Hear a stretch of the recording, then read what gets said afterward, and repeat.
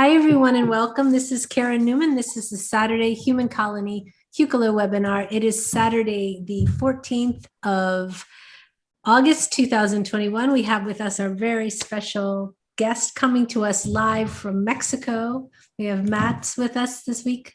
Hi, Mats. How are you?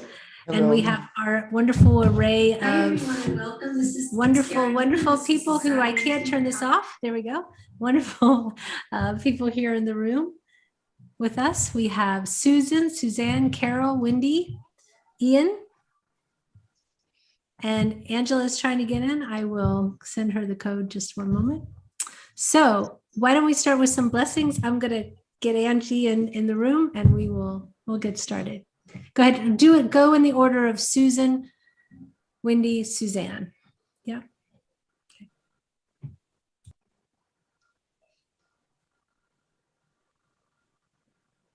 Susan, do you want to go ahead and start your blessing? Yes. Yeah, I didn't know if we were waiting a moment, but yeah, I can go ahead. He sukutukoya ia, sukutuyetia, sukutuyetia, ia, sikitukoya, hoya ia, sukutukoya ia, tukutoya ia, sikatia ia, tukoya, he sukutoya ia, sikutoya ia, tukoya ia, sukutoya, sukutoya ia, sukutoya ia, sikitukoya ia, tikia, sikutoya ia, tikia, hoya ia, sukutoa. Blessings.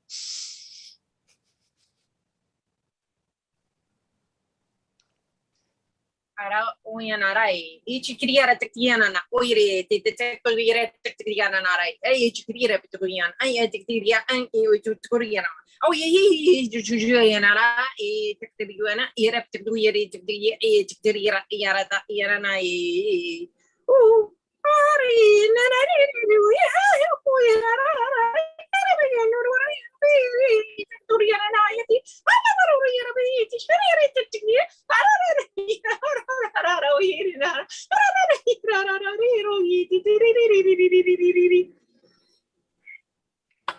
Namaste. You got two blessings there. That was awesome. Ano 𝗪𝗡𝗧𝗡𝗡𝗧 estuia ata enemkutishuata. Hello, avosetia. Imitoeste. Elefitia pofunia. Lost. Amen. Amen. Thank you so much. So, Matt. Yes. So you're coming to us live from Mexico.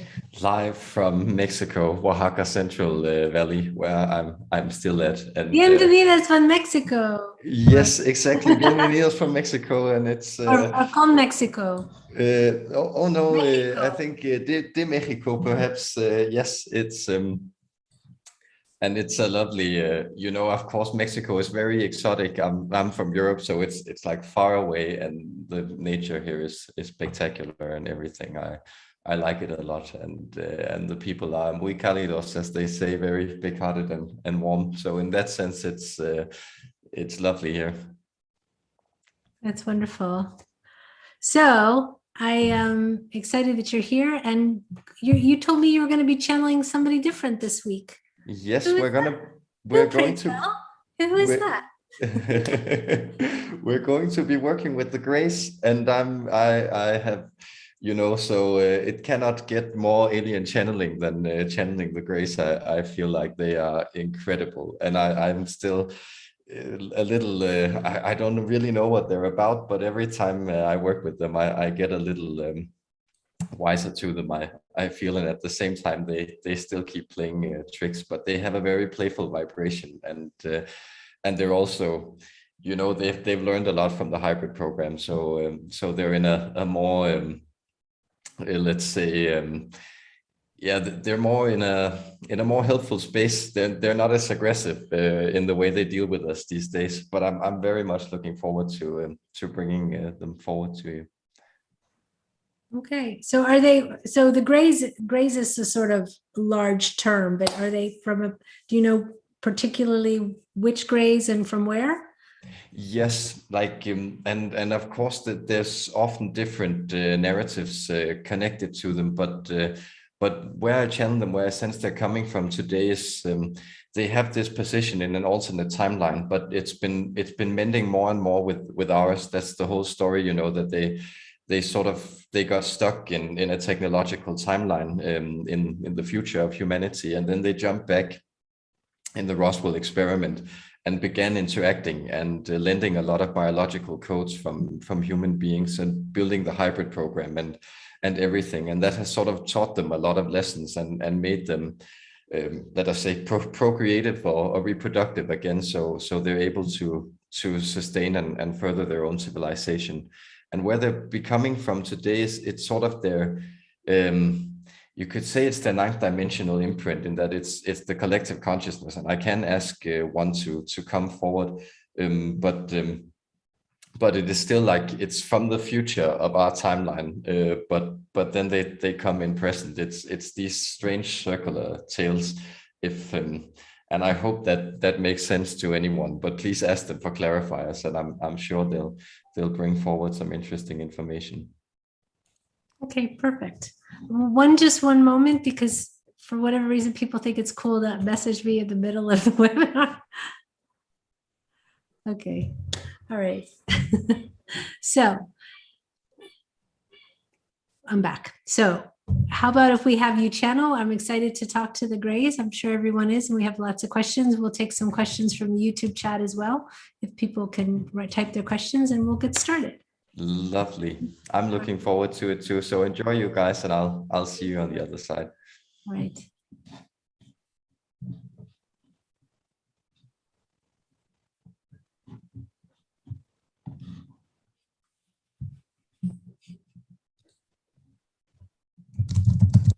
Yes, dear humans, ancestors, and playmates, we call ourselves the Gray Aliens, also sometimes known as the Zeta Reticuli. We have different things to offer you this day, and we are most happy to be with you. Feeling quite playful and feeling like we will explore some interesting things in this theme. We sense that there's so much information we could divulge, but it's better to unwrap this piece by piece. We have learned a lot from being around you human beings and seeing how you move into a more playful and more heartful space. And at this time, you may sense the timelines are shifting. You have aligned more with our timeline, but our timeline is at the same time also moving into a more fertile space. So we have begun to grow new realities around you, and these realities, they have begun to affect you. So many of your hybrid fellows that come forward through so many human voices that come forward energetically and that come forward with helpful messages in your dreams and other places. We have been instrumental in creating them and fusing our energies, and we have enjoyed that to a great degree. Therefore, let us play and have fun this day. We are looking forward to interacting with you collectively and each of you respectively, individually. Wonderful, wonderful. So can you tell us a little bit about for people who only know the term, quote unquote, the Greys, can you, and the Zeta Reticuli, can you give us a little bit more in depth of understanding of your history in comparison to ours? Are you from our future? Are you existing coexisting? What is the timeline that you're on? And I guess maybe that's the best place to start. Who are you in relation to us? Is there relation to us? And why are you really interacting with us? There is a lot of different relations we have many different relationships to many different human beings, both individually, but to your collective. We come from approximately the year 4327 on this same timeline that you find yourself in. Well, of course, this timeline has then been split into many alternate realities, but we can trace a lineage all the way back to this present moment. And so we are a continuation of that project. But we developed greatly. So approximately 553 years ago, and still using the scale of time that you are using present to make this understandable to you, we began jumping back into your timeline, and we began to do so because we were extracting biological energies. It was kind of a desperate call for us. We were sending different types of interdimensional explorers into different sectors of the time space in order to see if we could find a place where that would be so much in resonance with us that we could enter. That means that you would have had to reach a stage that was technologically advanced enough for us to interact with it. But at the same time, you would have to still have your vital or biological codes intact, because see, we grew a bit infertile in our exploration of the technological processes. So we were living in a type of megalopolis or giant city that covered all of the Earth's surface. And here we had learned to master all the natural processes, but it was difficult for us to then create the type of vitality within our systems that would make us able to reproduce ourselves. And so there are many different individuals connected to us.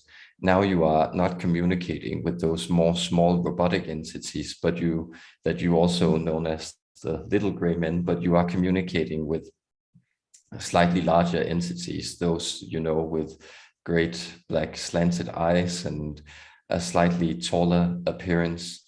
See, when we began to build different parts of our species, we also created these smaller beings because they are able to enter into more playful spaces and more experimental spaces, being not reliant on oxygen, for instance. These are some perspectives we can bring forward to you, though we have many others if you would like us to delve into them. I do have a further question about the reproductive aspect. I question why the reproduction abilities disappeared in a race so obviously medically advanced.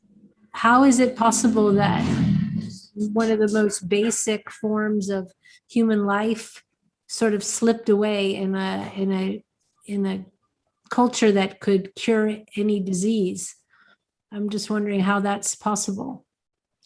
It is a very good question, but see, if you begin to read the human body energetically, you will notice that, well, all these energies, the reproductive energies, they stem from what you know as the first or the lower chakra.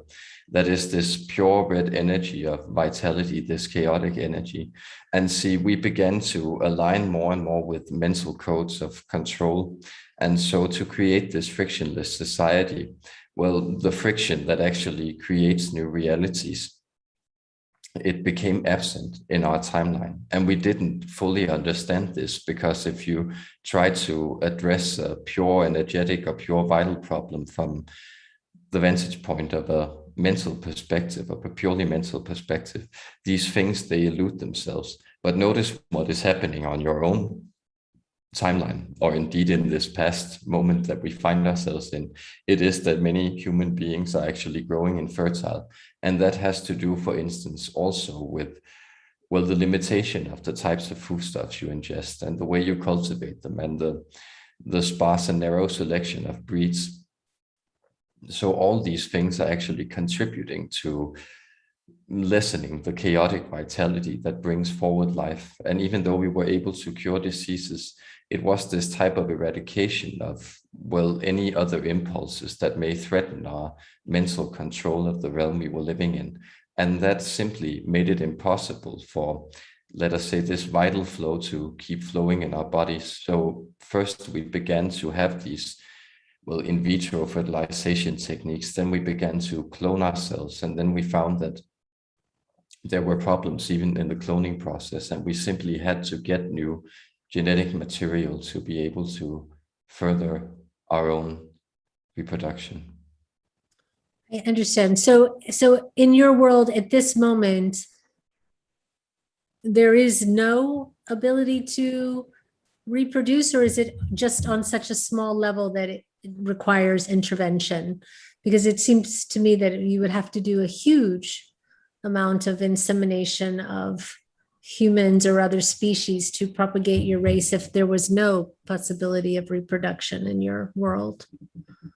Yes, this is a good point, but well, we have learned it, and we have learned it well again a couple of 100 years ago. See, we began then experimenting with different hybrid breeds, and when we reached the fourth and fifth stages of these, well, these began to proliferate, and we could then learn from them, though they having a, you know them, for instance, as the Asasani, they had a vibration that was very helpful for us in order to learn how could we grow these codes within our systems. And so we were able to build these hybrid breeds, and therefore we have integrated quite a lot of hybrid material in the clones we were growing.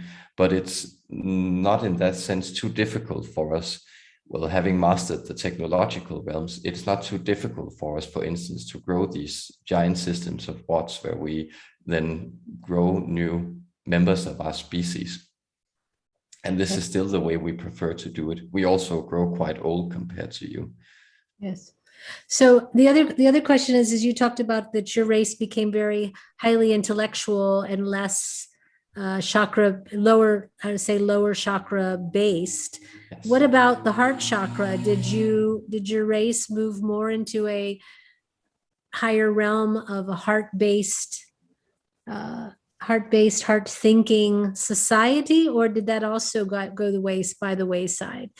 Because there's a element, and I don't know if it's correct or not, but that humans associate with a quite heartless, cold, in comparison to us, way of being and approaching things. And so basically what I'm asking is this, at least on your timeline, we evolved into you, which is, from our perspective, is not where we want to go if we're trying to move into more heart-based, more loving, more open society. And if we're losing the very thing that propagates us, it seems like that is a problem. So, and I'm sure there's many timelines where that's not the case, but at least where you're coming from, that is the case, from what I understand. Is that correct, or am I incorrect? You are correct. That is, we more perceive this in a type of cold empathy. So the idea that we are able to understand the flow of emotions, having examined so many emotional creatures, but we prefer to keep these emotions more as slight impulses in our own systems of circulation. So we have not grown the heart spaces fully, but the way we take this into account, or whether we still have emotional energies, is that in our hive mind collective, so you may think of us as more insectoid humans, we have sort of a collective heart, and that governs how we feel, because from our perspective, we also feel that, well, the volatility of the human heart often brings individuals into quite a lot of trouble though, and we believe that you may understand why, every one of you, in your individual experiences. And so to us, we like to, well, place these things more in a collective data bank. And then we have sort of made amends for this by surrounding ourselves with hybrid species that have really explored the heart space and those energies. But you may notice that, and we are sorry if we are, well, pushing some buttons here, but, well, the reason that we are so connected to the anal probe, for instance, is the idea that these were exactly the places that we needed to go to understand human energies. It was from this place that we sort of preferred to, and we, no pun intended, enter into an understanding of the humans, rather than going forward with the intellectual progress, because to us you are, well, highly, not too mentally developed, but you still have a lot of interesting vitality that we think is very alluring. It doesn't push my buttons. It makes me laugh. So we find it, I find it amusing and interesting where you think that where you think we should be explored. Ian does have a question. Go ahead, Ian. I kind of answered part of my question, or Karen asked them and you answered it, but I guess to follow up on that, is it well, let me ask it this way. What is it specifically about the human trait that you found that you wanted and needed to integrate into your species through the hybrid program? Well, if you think of that decade you call the 60s, or the flower power revolution, or that whole movement, that was essentially what we were lacking. So that movement towards freedom, towards creativity, and towards an individual expression. So for instance, our music would sound quite sterile and barren to you. Indeed, we rarely play it, and you could think of it, well, our music perhaps more connected to, well, if you think of one of your national anthems played on cembalo, that would perhaps approach it. It's quite boring to you. So that sense of wildness that still exists within you. And it's something that, well, we are quite safe in our own consolidation of our energies at this space. So we would like to encourage human beings also from our selfish interest to keep exploring these wild energies, to not move too far into the energies of control. But at the same time, we couldn't, if we have moved, let us say, into your Stone Age or greater degrees of wilderness, these would have been too foreign for us to integrate and really deal with these energies. So it was in that space where you had advanced so far technologically, but the way that you advanced was also, well, kind of silly, just trying to blow up parts of your planet to see how nuclear bombs would work, for instance. So those different types of test detonations that took place primarily in the 50s, but also in the decades surrounding them, we found that to be a very funny way to, a very funny way to work with these types of high technological insights. That, okay, then let's blow up the Bikini Islands, or let's blow up a part of Siberia, and let's see what happens when a hydrogen bomb detonates. Well, it goes bang and everything goes dead. That's essentially what you could have discerned from the starting point. But that's a part of the human wilderness that's so alive in you still, and we like that a lot. A couple of other questions. You had mentioned in your introduction that you're currently on a timeline, or have in a timeline that's probably a couple of thousand years ahead of where we're at now. Yes. And you also said that there are, multiple tracks of timelines depending on, having different realities. Why did you choose the track that you're on, the timeline that you're currently on? What is it specifically about the timeline track that you chose that interests you? Yes, we're quite encyclopedic or bureaucratic, you could say. So we like to build these systems of order. Well, for instance, the human ideology or guiding principles or spiritual tradition that we resonate with the most is that of Confucianism. So these types of very ordered hierarchical structures where every individual is sort of assigned to a meaningful place in the whole, and then they have a sense of duty that they carry out to that space. We thought that would make for a far higher degree of, well, computational capability. And indeed, it did so. So we are very, very good at mapping out parts of the universe. So we also, in many ways, have a better encyclopedic understanding of the human body than you have at present, also your bodies than you have at present, because to us, it doesn't get confused in these moments. But also when we were speaking about this element of stealing time, it's something we like to do. So we could say sometimes we like that element of dispersed human attention that you have, because it allows for us to move in and claim some of that attention and then store it in our data banks. So when your mind is not quite aware of where it goes and where it wanders, it's actually moving into more imaginative realms that, well, we can then use to map out and explore and add to our encyclopedia. So if you were to think of us as building a type of hologrammatic zoo where all types of human experience are available, it was just very interesting for us to build that. But we like to, well, stay a little in the background, not become too involved. That is to look at the zoo instead of living in it. And that's well, we sense there's a lot of pain related to a lot of your personal experiences that we avoid by being perfectly aligned with a higher degree of order and placement in the system of functionality that we cultivate. And based on the timeline that you're currently on, the track that you're on, that's a couple hundred or a couple thousand years ahead of us, do you have visibility into what Earth looks like at that time on that timeline? And how is it different from what Earth looks like today? This is a very good question. We are trying to scan your experience to, well, bring something forward that may be approachable. But if you think of, well, highly technologized cities or cityscapes, well, think of Manhattan or a stereotypical image of inner Tokyo or these types of cityscapes. It is more like these, but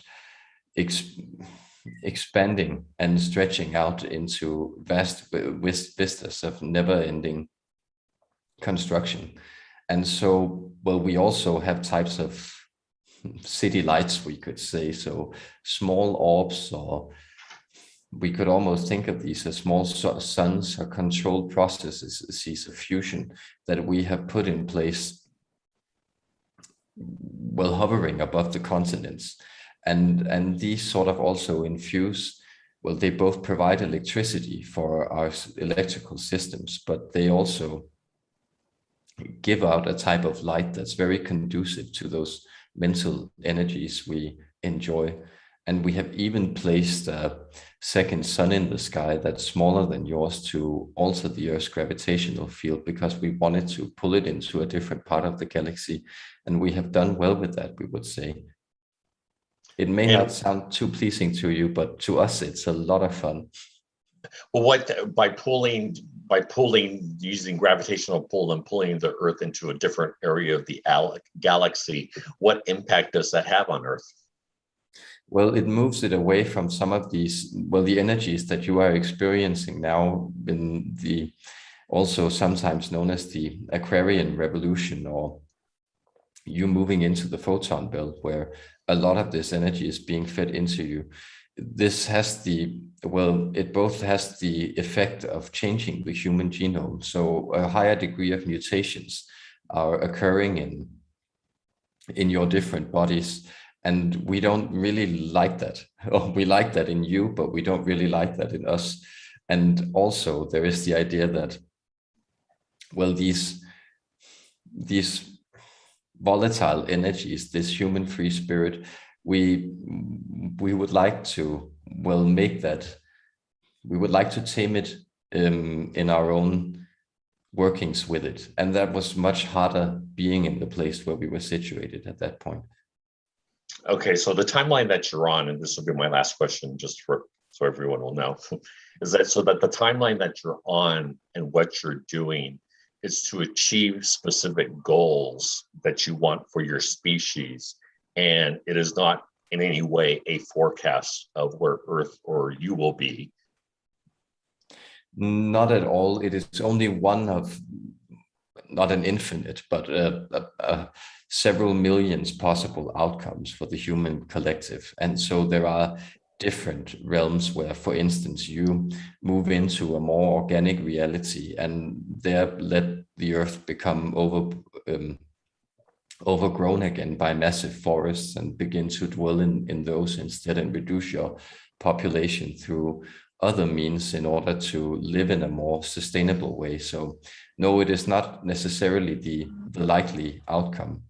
Actually, we see the likelihood of, well, Earth moving into that specific timeline now at approximately 33%, but there are a lot of different other places. But for us, this was the way to go. And it's also, as you may know, that once you've begun to tame one part of the biome or the entire biological system of the planet, then you actually have to tame others. So that's this idea, for instance, that, well, you know it in your continent of Australia, where you have imported different species, and then different plagues and unpredictabilities, unforeseen circumstances turn up, and then you import, for instance, huge toads to try to deal with them, but they present a new ecological disaster.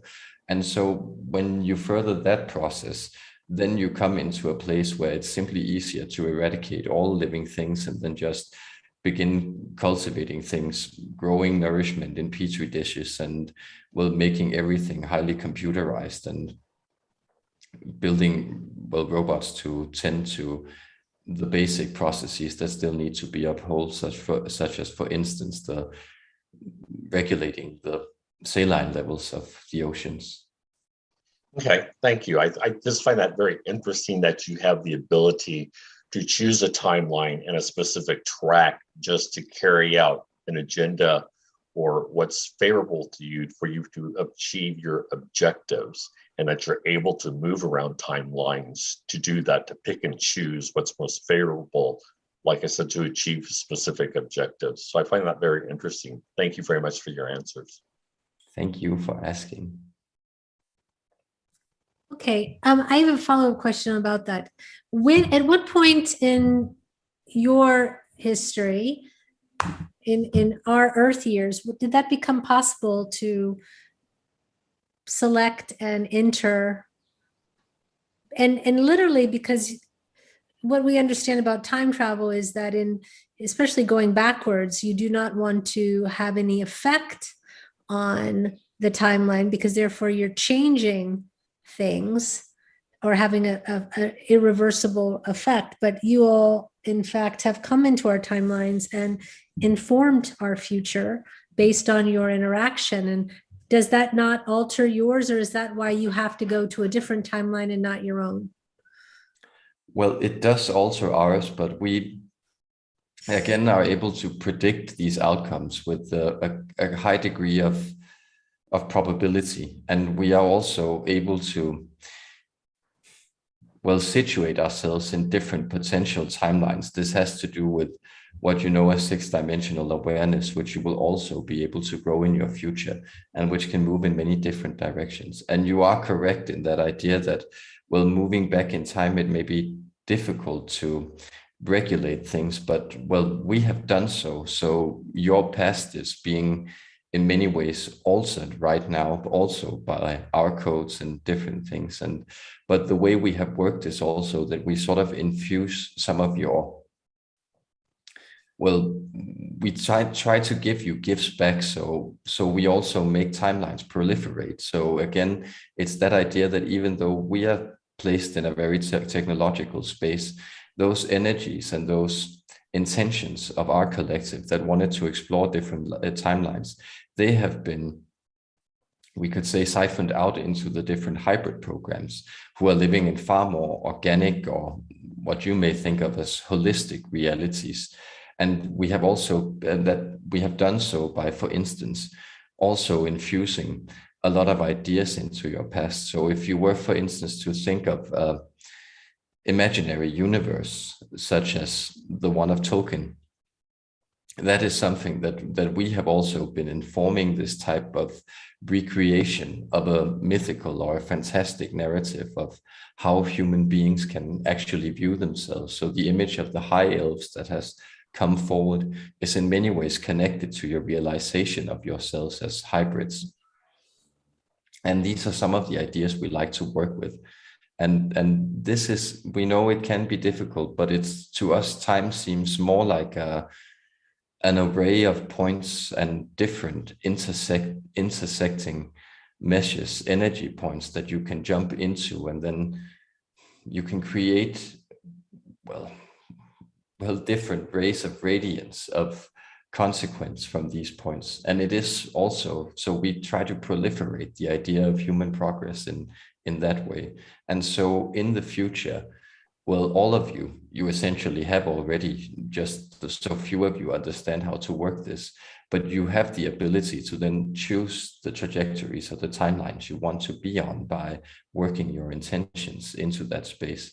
And notice that human beings are becoming quite disparate in that way. So some are choosing to be city dwellers and live their lives out in digital realities and more in these virtual systems of experience, and others are moving back into tiny houses or becoming minimalist in that sense, that they try to move more into the animal exploration of the human experience. And those are, in a sense, we would say, gifts we have given you.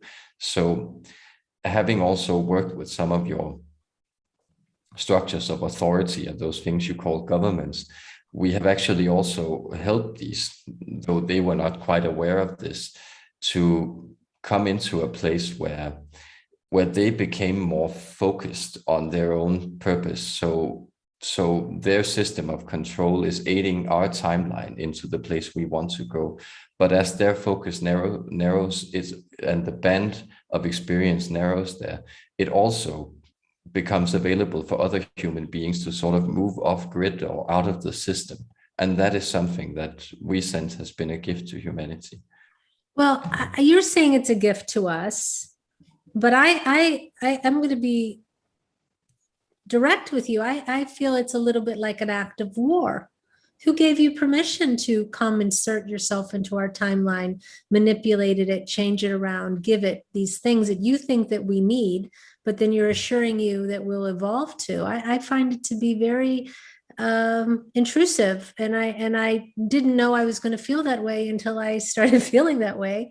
But I would wonder if you would accept the same sort of interaction in your own timelines from a future race coming back. I do wonder, what's the rationale? Was there permission sought? Is this a collective agreement, or is this just something that you decided because in the same way that people invade other countries and take over and steal resources, is this the same? I mean, there's nothing I can do because obviously it's much more powerful than me, but this is just my thought pattern. You are bringing forward a lot of helpful perspectives, and we know that's why we often seem a little offensive and intrusive in the quite literal sense. So many of you have perceived us with great fear when we were interacting with you. I'm not afraid of you. I'm a little irritated by you right now, to be honest. Yes, that is quite fair. We would, in a sense, accept this intrusion because we are aware that everything happens with the permissions of your higher self. And you were in a place where you were also in the need of guidance and for something interesting to happen. And the individuals who invite us more closely into their experience are often people who are looking for adventures or extreme experience in one way or the other. This is the way the higher self has configured them. But of course, are you able to trust that, or are we just playing around? I've never invited That's a good question. So I will say I know that I never have, and I never have had any interaction. But I know myself I wouldn't invite it because I think I'm pretty much sure that this is how I would feel. But as far as the permissions, I know on the higher self, there's the permissions because all thing is just experience. But I mean, in the literal visceral form, as a society, you all took the decision to come and, interact, go and get what you needed.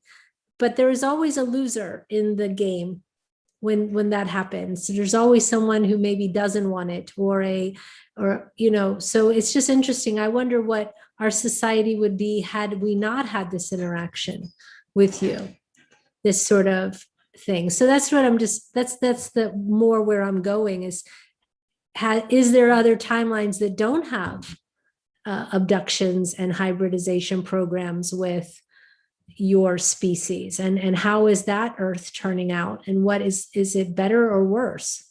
Basically, that's my question.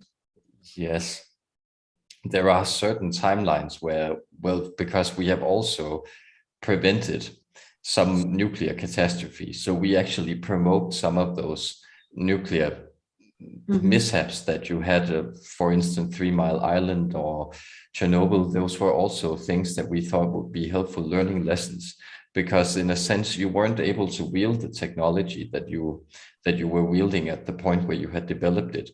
And so we were actually brought forward some of that control and that higher mind, and that we have assisted you with. So we also well, introduced an element of restraint, but of course, this came at a type of, it was a bargain that you struck with us, because at the same time, what we were then allowed to was also to explore the fear energies of the human collective.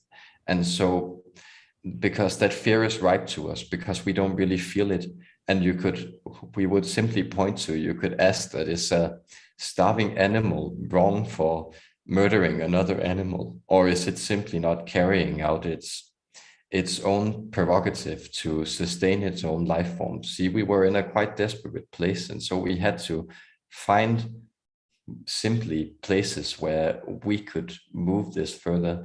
And we also know that with the hybrid program, a lot of you are being made quite happy in your experience by interacting with some of these entities that come forward and advise you to follow your excitement, or teach you about the law of attraction, or all kinds of cool stuff about Atlantis. And that's some of the things that we have given you. But indeed, there are also timelines where human beings sort of woke up to a more, we could say, anarchical state of experience, and where you weren't interfered with by a higher hybrid species or different galactic collectives. And those were indeed, they were slow moving seen from our perspective, and they were also quite violent in the fact that there was a lot of bloodshed on them, you being quite wild and bloody creatures in that sense. But indeed, you moved into, let's say, more of a, well, if you were to think of, for instance, the Indian wise men, or people who live in caves and sort of almost sustain themselves on light and rainwater, well, those were also some timelines that you moved into, and you are quite far removed from that place in this reality where you are interacting with these things. But of course, you can use this. Still, the space is open in your reality to go into these. Oh, is he there? He's a little bit frozen, so just give him a moment. And we will, yes. Oh, you were frozen for just about 20 seconds, so we missed what you had said. You had said we were quite free to go into those, I believe you were going to say realities, and then we lost you. That is exactly what we were saying. And then we were simply opening the eyes of our friend here to check if he was still with you. Okay. Well, thank you for that. It just struck me. And like I said, it wasn't my planned reaction or anything, but I wonder. And I understand what it means to need to eat and to need to survive. Was there many other societies that say non-human that you had this same sort of interaction with and I would say interaction with their timelines in the same way as with humans and Earth humans? Yes, this is a good question. Well, what you may know as the Mantis beings, we are quite connected to them. So we aligned very much with their higher intelligence. And you do not like to think about this, but a lot of what goes on in Earth is also orchestrated by them. And they sort of gave us the permission to do this in a certain segment of the time space. And so, no, we didn't, because we are in a sense human, though so far removed from us, from you, that it makes sense to think of us as another race. But these were the specific places where we went into that space with that agenda. But we could say on other planets, we have more been mapping out the biome and looking for energies. And so there were also other collectives that volunteered some energies. For instance, the Arcturians lent some technological assistance in us building some of the hybrid programs, because we were kind of at odds with how to, well, make these volatile energies ordered and build individuals that had more free will. And so there have also been planets where we have just used them to, well, you would think of these only populated by bacteria or primitive life forms, but here we have just extracted resources. Yes, perfect. Thank you so much. Yep. Great. We have some other questions, and then another question from Susan. Hello. I have 3 hybrid children that I know about. 2 are Arcturian hybrids and one's a Lyran hybrid. And I know that I'm not sure what hybridization program I chose to be a part of. And I don't know if it was one that was one of your programs or Essassani or another, but I didn't know if you could tell me that. And then also I was told that I think when I was probably around 12 years old, that my DNA was extracted, not on a ship, but my body was levitated, and that my DNA was physically extracted, and I have no recollection of this in my consciousness. So I don't know if you can explain a little bit or answer those questions and explain a little bit more about how you go about extracting DNA or wiping individuals' memories, that sort of thing. Yes. Well, as you may realize, it's very hard for you to comprehend things that lie outside your experience. So if you see an object or something that you really don't know what is, you begin to assign all kinds of things to it. That is, if you see someone walking down towards you on the street, you may think, well, this is my old friend, or is that a stranger, or is that someone? And your mind is constantly trying to make sense of this. And so you sort of impose these structures you already have of comprehension on this circumstance. And that is indeed also what you do, because memory is not something that's localized within a human experience. It's something that your brain receives from that dimension that you call the Akashic or the ethers. So indeed, it's also why this channeling discipline is possible. That is, that you can actually put yourself into a state, a depersonalized state, and then begin to retrieve information that isn't localized in that personality. And that is what this vessel that we are coming through at present is currently doing, the technique they're working.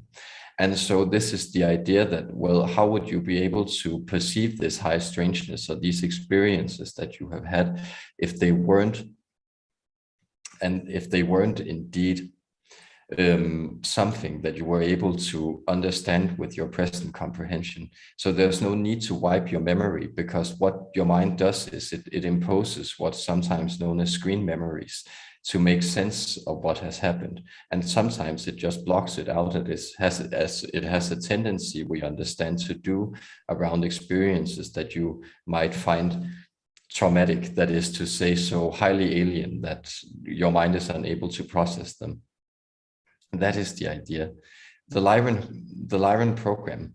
And we would also think it's so interesting with you individual human beings that you have this idea, because are your children right with you right now, or have you parented them? I have communicated like telepathically, or kind of like channeled information with them. So I have connected with them. See, notice it is in this aspect from our vantage point that you are a parent to them. It is actually when you exchange energy or codes that help them further their progress. But in that sense, you could also think of them as your parents when they offer your advice. So these are just shifting roles. And it is helpful. It's helpful to understand that, well, DNA is not an individual code. It's a personal code that then has, or it's a species code that has certain personal configurations. So when we extract your DNA, it is more the idea that there are certain ways that information is running through and activating certain patterns of your universal DNA that we found interesting and were then used to build these things. The Arcturian hybrid program is not something that, well, we recognize as, it's something that takes place far in the past when they were still experimenting with different types of creations. So these beings, they have already, well, existed and went away and then been moved into the creation of the present human being, all of you being a type of hybrids. But they do exist in a past timeline. And then we sense yes, that Lyran child you speak of, it is still located somewhere in that constellation, but it is at present working. It's grown to be quite old. Would be approximately, and notice energies and time moves differently in different spaces and around different stars. But it would be approximately 220 years old in your timeline. So quite an old child, but has developed into also, well, building types of school systems we actually sense. So these are some of the perspectives that we can bring forward, but we are very happy to elaborate if you would like us to clarify anything. Yeah, I know the Lyran child, his name is Glendale, and then the Arcturian ones I got was a male and a female named 𝗪𝗡𝗧𝗡𝗧 are the names that I got, but I didn't know if different hybridization programs use different DNA, you know, not necessarily that it has to be within the same race, but that you can use DNA from other races, or, you know, to build your hybridization programs. Yes, but notice again that you are a hybridization program. So actually the Arcturians very much finished their own line of playing around with genetic codes when they created the Pleiadians, or those you know as the Pleiadian Nordics. And in that place, they became more engaged in moving into sustaining themselves on thought forms and different types of patterns. That's why when they communicate with you, they are usually coming from that place you know as the ninth dimension, because they are not that engaged in these projects anymore. But they were, of course, able to also jump in time and to work some of these energies. And so there existed a wide variety of human species approximately 500,000 years ago on this planet, some who you are discovering. And those were some of the hybridi, we could say Arcturian hybrids, or some of them had slightly more Arcturian DNA than others. But human beings are very, very composite in that at the point when you were created, you were at the front line of genetic experimentation, coming out as a result of different types of peace treaties or ceasefires and joint projects that resulted from the process of the Orion Wars. This is a huge mythology, which we also have our origins in, and it is an interesting place to dive into, but we also know that it would take us days and days to unfold this in speech.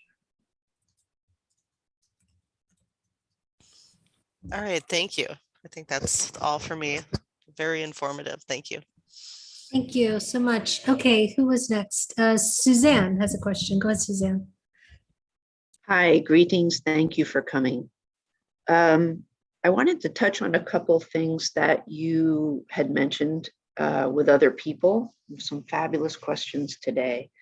The 1960s energies that you referred about, that you had an attraction to trying to absorb or select these energies.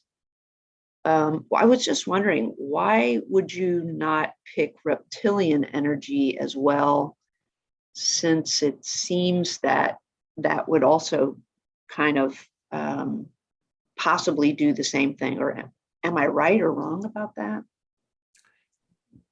It's a very good question, but see, the reptilians, they come from an alternate universe originally, and so their energies were a bit foreign to us, and they were also a bit too volatile.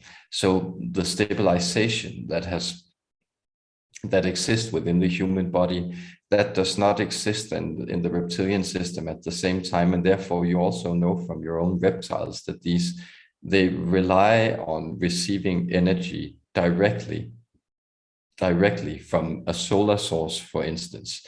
And this means that, well, we would become far more dependent on those infusions of energy instead of still having a sort of self-generating energy center existing within us, which the humans have and which also emerge from the heart space, where these lower chakra energies feed into and merge with higher mental energies or energies of expression.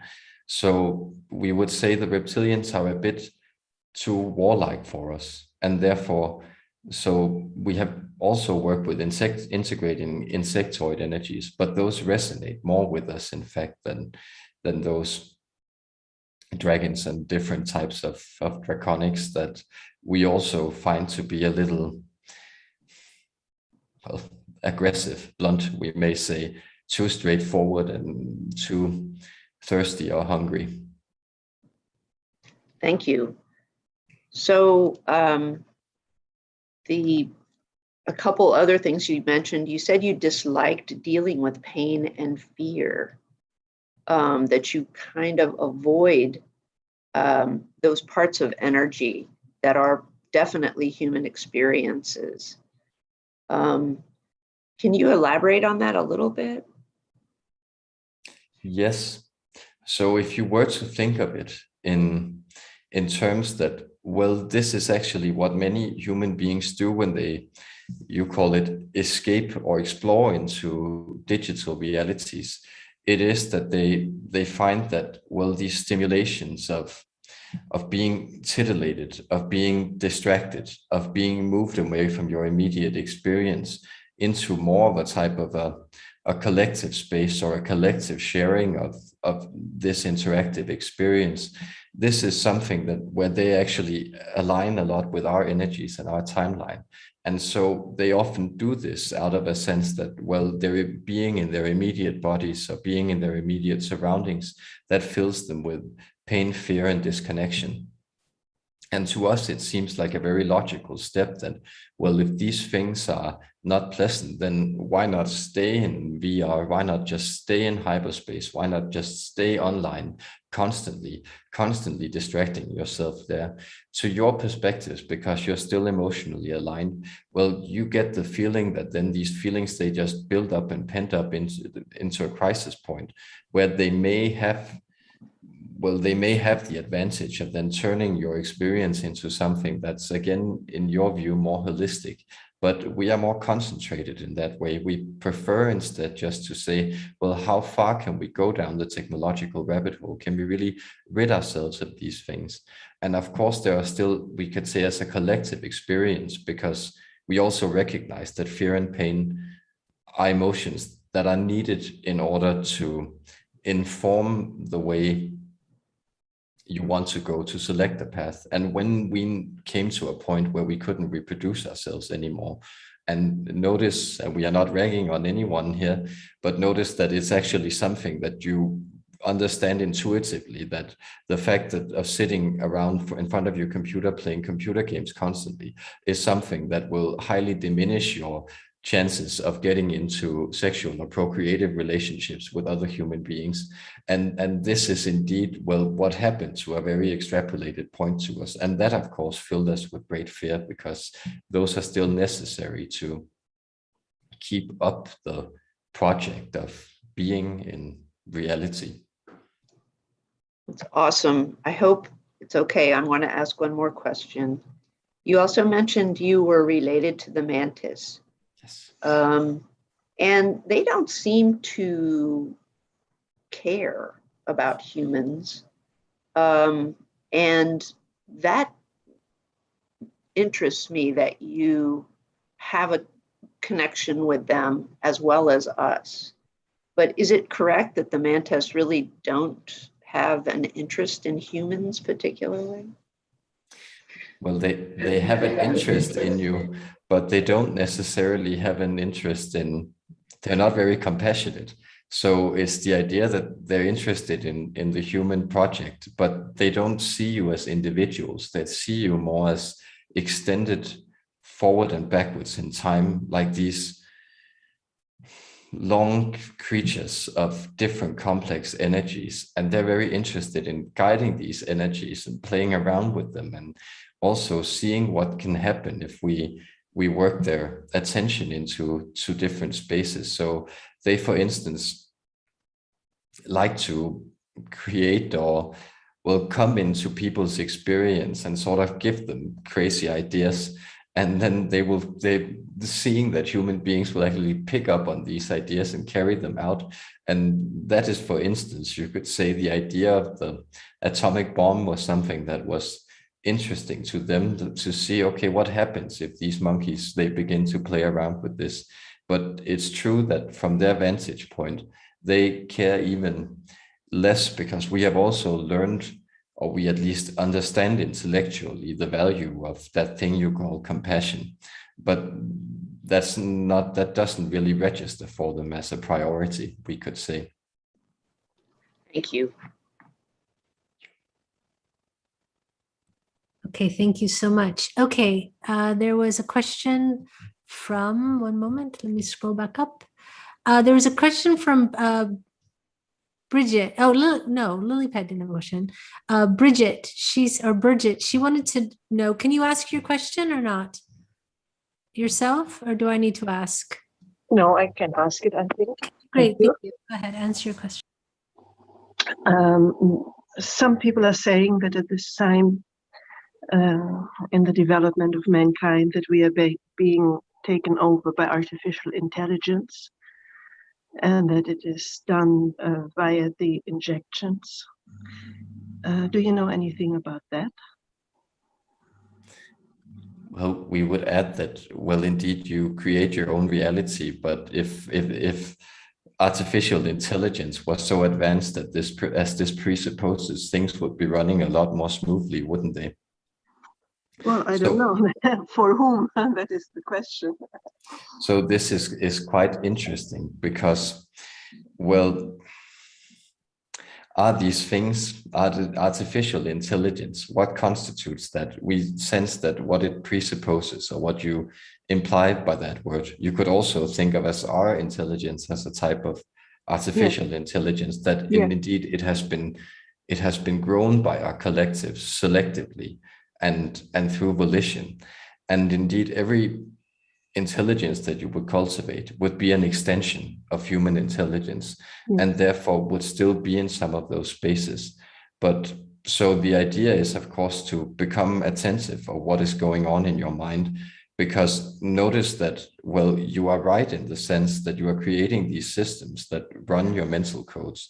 And so it's not the injections, but it's your response to the injections. So if you spend your time, for instance, in closed circuits on a medium such as that thing you call Facebook, obsessing around these things, you are essentially being run by an artificial intelligence algorithm, complex algorithm, written and manifested into photons appearing in a screen that is orchestrated from a place you call Silicon Valley. And that is pretty artificial, we would add. So in that sense, yes, you are walking right into the trap, but it's not a trap that's laid out for you by some sinister government agency. It's rather a type of, well, alluring product that's being offered to you that you then choose to connect to. And we find that very interesting about human beings, again, that you choose different collective timelines at this, or different circuits, social circuits of exploration here. And many of you have gone deep into this sense of fear and control around this. And well, not only us, we have actually learned enough about human fear, we sense, but there are, of course, other entities who relish in harvesting this energy for their purposes, because human beings who are afraid are very easy to control. But it wouldn't, if you took control of your own energetic system as we perceive it, it wouldn't be easy. It would be easy for you to neutralize both the influx of unwanted information, to control where your intention went, to control your immune system, and to neutralize any adverse effects that you may experience from an injection. That is an extension of human technology, as you know it. Yes, so what you're saying is develop my own capabilities, my step into the being I am, that I've forgotten that I am. Indeed, that is what we are saying. Yes. So it really doesn't matter if you would take the jab or you don't. It's all the vibration that you carry within you that is determining our further path. Certainly. And so you could say, of course, because you assign value to it, it matters. But if you felt it didn't matter, then it really wouldn't matter. And that's also why it's working for a lot of people because they actually have quite a lot of confidence in the fact that, well, something adverse will not happen to it. But you are, of course, making a type of selection in which way you want to go, whether or not you want to explore fear or trust, and that is individual, how you connect that to receiving that injection. Yes, there's a lot of manipulation going on with numbers of infections and numbers of death. Can you say anything about that? Yes, we sense this is one of these quite loaded questions where, again, that we may believe that you are aware of the idea of confirmation bias. That is, if there are certain things that you have been convincing yourself of, that then you seek out other places for this to be convinced, because there's lots and lots and lots of manipulation taking place in your own mental processes, in the way that other human beings relate to you. They all have their agendas which are unconscious, and there are lots of manipulation taking place in all the informational codes you take in. This is indeed the idea of discourse, or the fact that, well, everything, every action, every impulse serves a purpose, and it's the highest degree of consciousness in the universe sort of remains inactive. That's the thing you call source, or the 13th dimension. And so the question is rather that you should be asking yourself, how are the choices that I make in every minute of every day, of what thoughts I choose to entertain, and what actions I take, or what information I seek out, how is that somehow serving me? Because you are always choosing that thing which you, from your vantage point, think serves you the best. Yes, I wanted to ask you just this. What would be your answer to that? Well, could we get you to repeat the question then? Well, my words would be, how can I peel off all these layers of manipulation and indoctrination to become the purest version of myself? Yes, you could try spending 3 weeks without being surrounded by electricity. You could even choose not to surround yourself with other human beings. You could choose to not take in any information. You could choose to sustain yourself on water and maybe minute foodstuffs, such as, well, berries or fruits, for a little while, regulating those levels. And you could choose to do this in 3 weeks. But we know this is very difficult. And that is why you assign this practice to your sages, both in the future and in your present. This idea that people who dislocate from all the frenetic energies that come in from their surroundings and distract them from their own impulses, they are actually, well, almost superhuman in this effort, because indeed it's breaking down these patterns. But what you can do is you can choose to, whenever you receive something, become very aware, and that goes for information as well, but also foodstuffs, for instance. Become very aware of, how is this making me feel? And if you want to, you can take a note that says, just keep a journal saying, how do I feel now at this present moment as I wake up? And then how do I feel after I've consumed 20 minutes of news, for instance? And if you feel like there's a lump in your stomach that's growing, or a tightness in your chest, or worries running through your mind, well, maybe these are things that it would be helpful for you to take a break from. Mm-hmm. I understand, yes. Thank you. You are welcome. Okay, thank you so much. Okay, LilyPad has a question. Go ahead, LilyPad. Hello. Greetings. Who created you? Well, we were created by the same the same forces that created you. That is, a collective of different species came together, but spearheaded by those entities you know as the Pleiadians. And they decided to, well, they took different primates that were already existed on this planet, and then they began to, higher apes, so to speak, then they began to alter the genome. And then they saw how this genome developed in time. And so different species were sort of fell off left, right, and center until you were left with those beings you call Homo sapiens, which of course, as you are discovering, integrated a lot from different other subsets of human beings. And there we were created same as you. We have just moved further into time in that sense, but we are of the same stuff, you and us. Okay, thank you. So do you believe in a God kind of thing? Yeah, well, we register the intellectual value of having a concept of the absolute, if that is a way to phrase it. But we are aware that we are aware that there are different higher intelligences or manifestations of that thing you also call the unified field, or it has different expressions in different traditions. But it's often called the Tao in Taoism, for instance, or the Brahman in Hinduism. This idea that there is one universal unified field that manifests itself into different separations. And there are higher intelligences, such as the Mantis, for instance, who reside very high up on this ladder and who are able to work a lot of differences into the different dimensional manifestations. One moment. Thank you. One moment. Somebody has their mic. Guess they don't have it open now. No, they do. One moment. I'm so sorry. Let me just check to see who that is.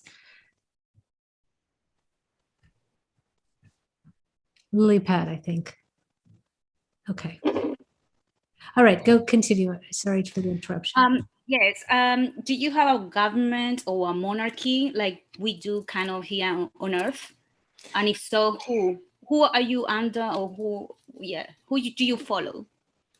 Well, we follow ourselves, so we have a type of high mind, and that's also why we could have sent an emissary, but right now it is the high mind that is coming through to you and speaking to you, because often what you also experience in your abduction experiences is that we seem quite mechanic, almost doll-like, and that's because, well, much like ants or insects, well, they don't follow the queen. The queen is simply the manifestation of the reproductive function. What they follow is that mental code, or that field that informs the entire hive, and there everybody has their place.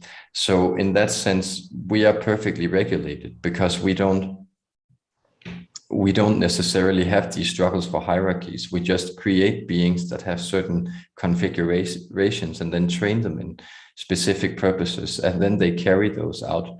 And that is, for instance, one of the reasons that we think this is a much better way of living than living like human beings, because if you have a monarch, then there's always someone trying to be the monarch. And if you have a government, there's always someone trying to be the government.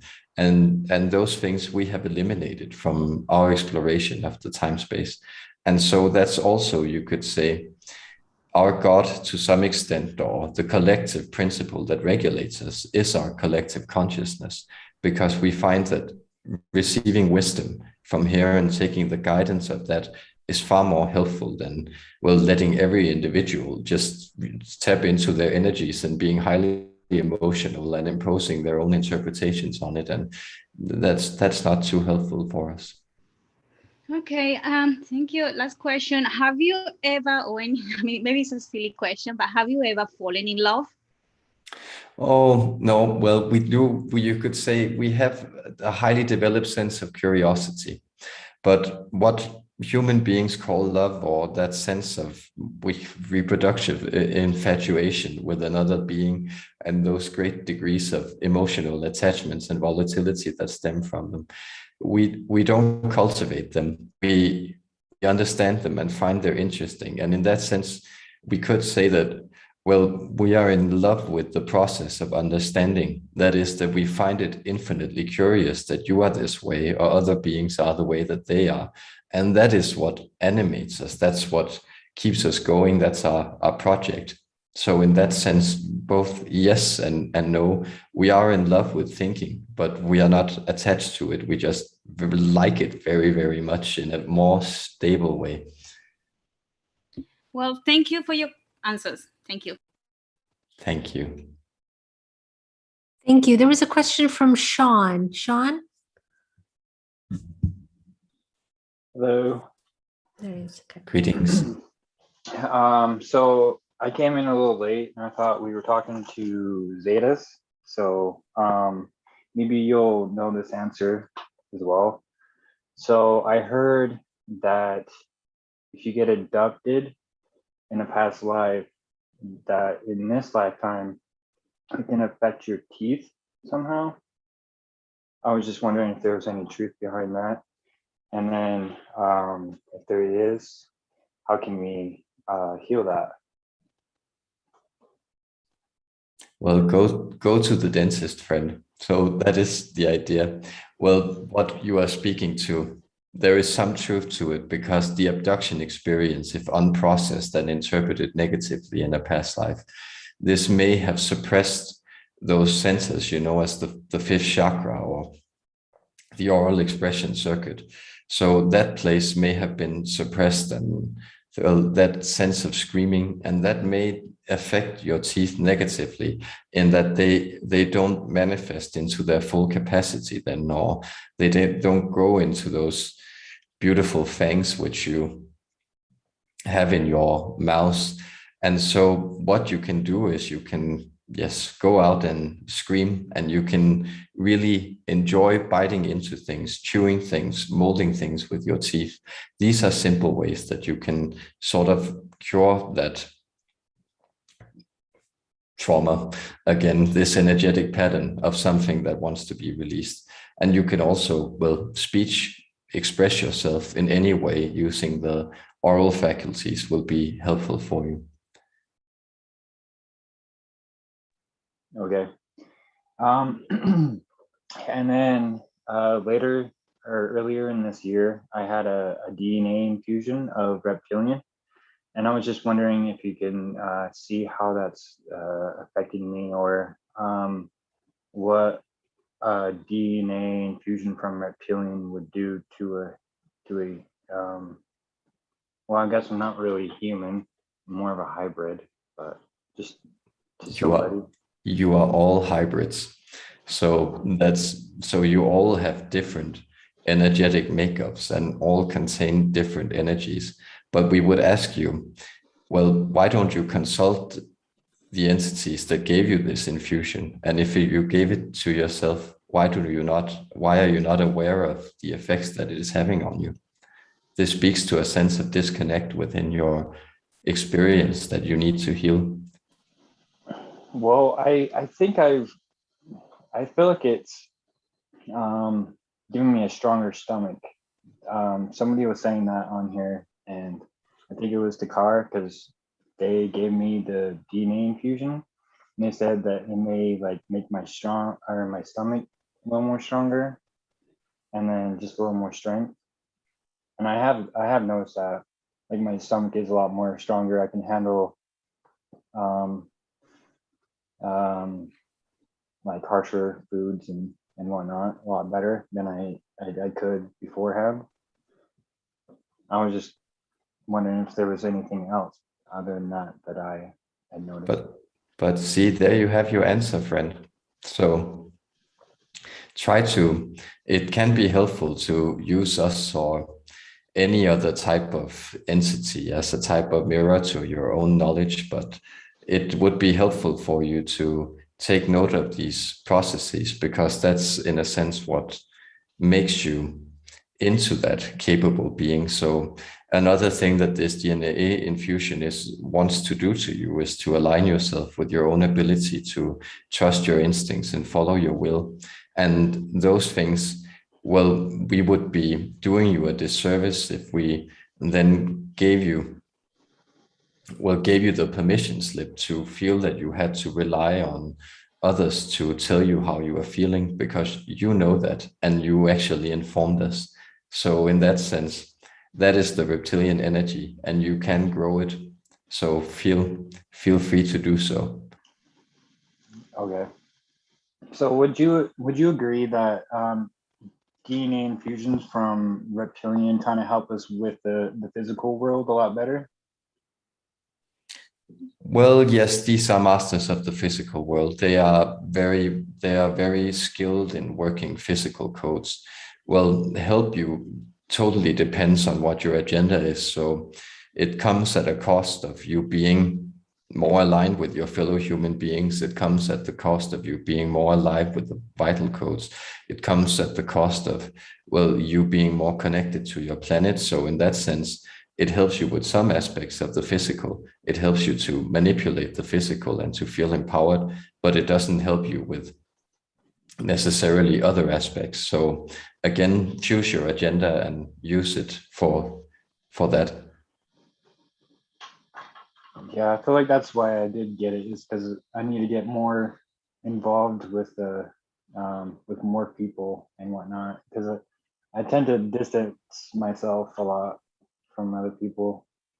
I'm trying to just kind of seeing like how I can relate to more people better, and then so I can, give them the knowledge that I have to help them, kind of a deal. This is we sense helpful because these are energies that, well, have been necessary to grow in your human collective. And that's something that some of the hybrids that we have created and that now live out their own projects, they are coming back to also help you grow these communities and relate more of that communal part of yourselves. And that is helpful. But know that the reptilian energy does not serve in let us say, your compassionate instincts, because it's essentially a dominator code. And so it can be used when assertiveness is something that you need to find in order to create to others. But it would be helpful to, for instance, connect to entities such as the Sirians to be able to more cultivate this type of healing compassion towards each other, if that is your agenda. Yeah, I got Sirian DNA infused with it as well, so I think that was a good combo for it. We sense that too. There is often a purpose to these things. Yeah, well, I haven't figured it out yet, but I'm doing them. All right, that's all I had. Thank you. Much love. Thank you. Thank you so much. Kat has a question. Go ahead, Kat. Yes, hi, hello. Greetings. Greetings. I find myself a little bit intellectual. Is this related to your kind of energy? Yes. This is similar to our energy. Human beings who are quite intellectually oriented, they resonate more with our energy than many others. They also feel less fear in our presence than many others. How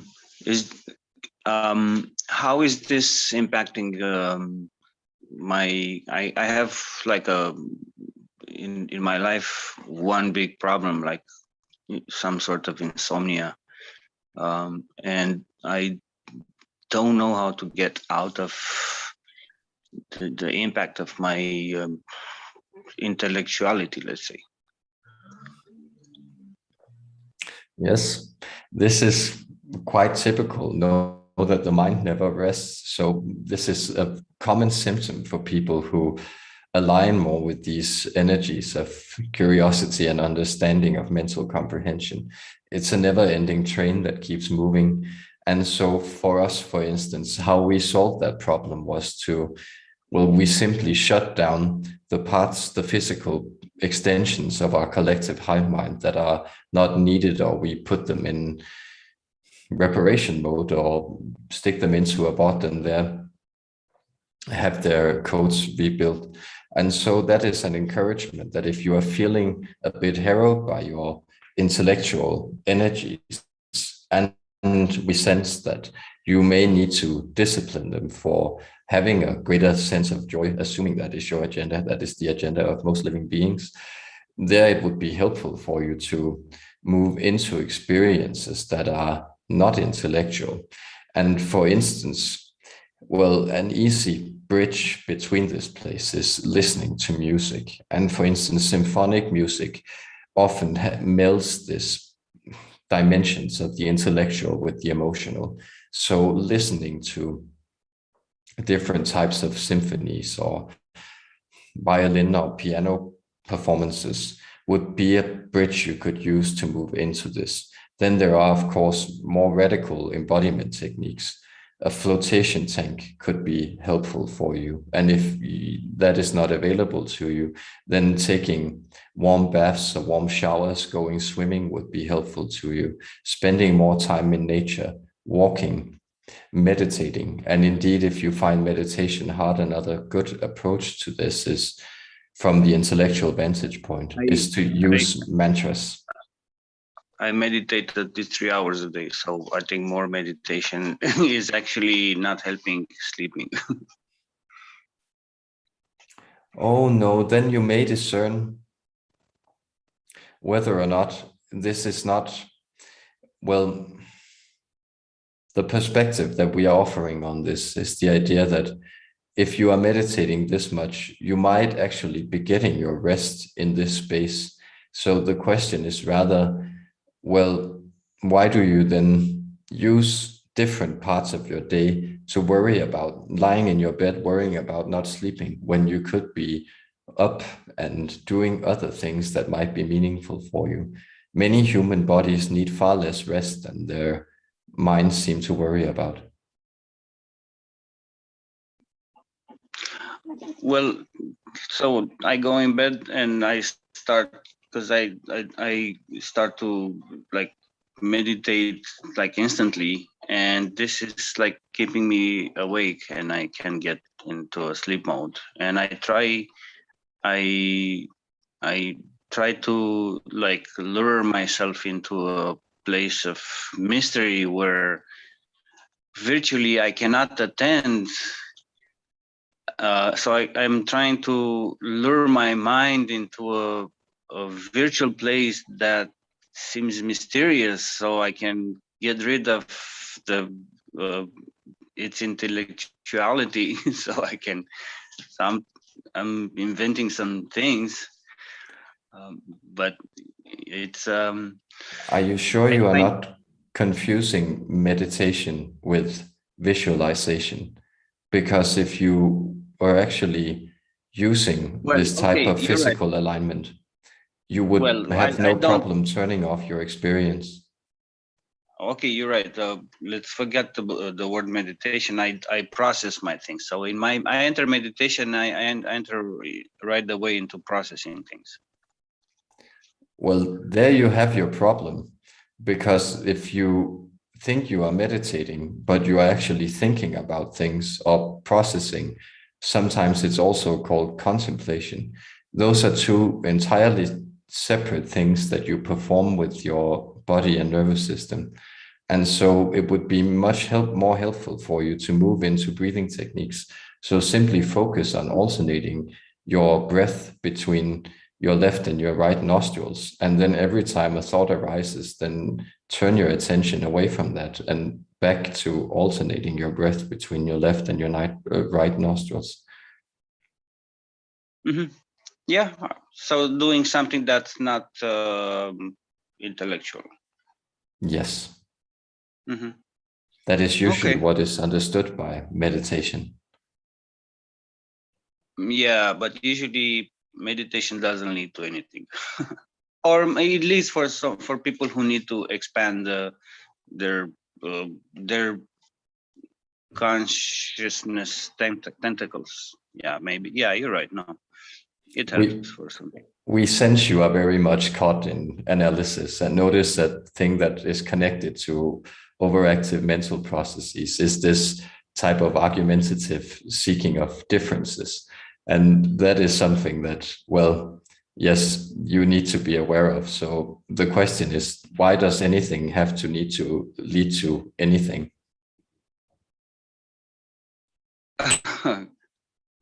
Okay,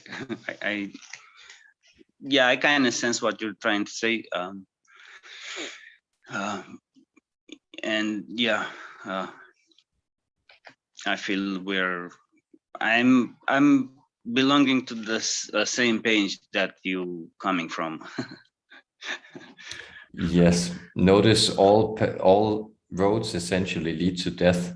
So wherever you are, you might as well enjoy whatever is going on.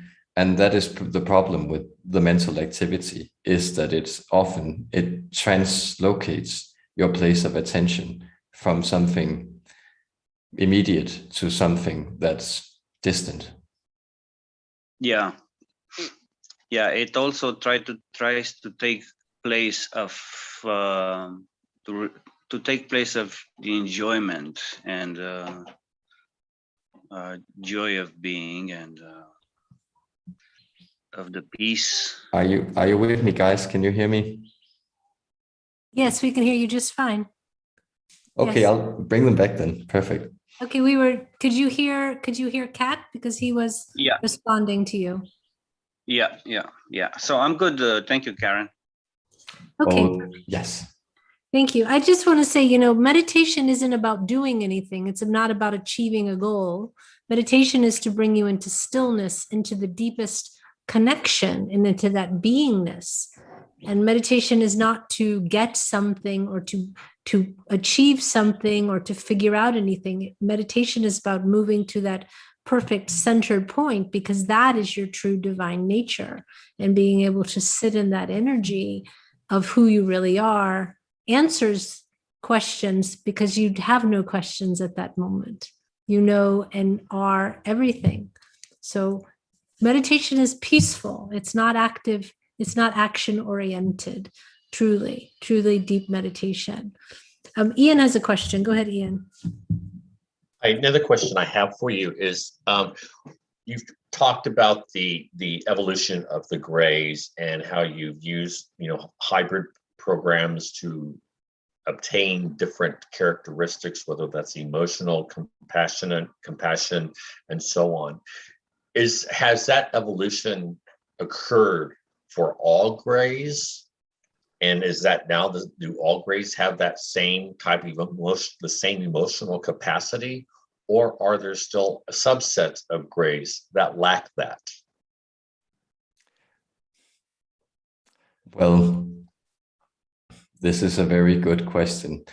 There are subsets. They do not belong to this timeline, and they became extinct. They had to move away from human connection. And so they began to move further physically into or away from our planet. This happened approximately 300 years ago in our timeline.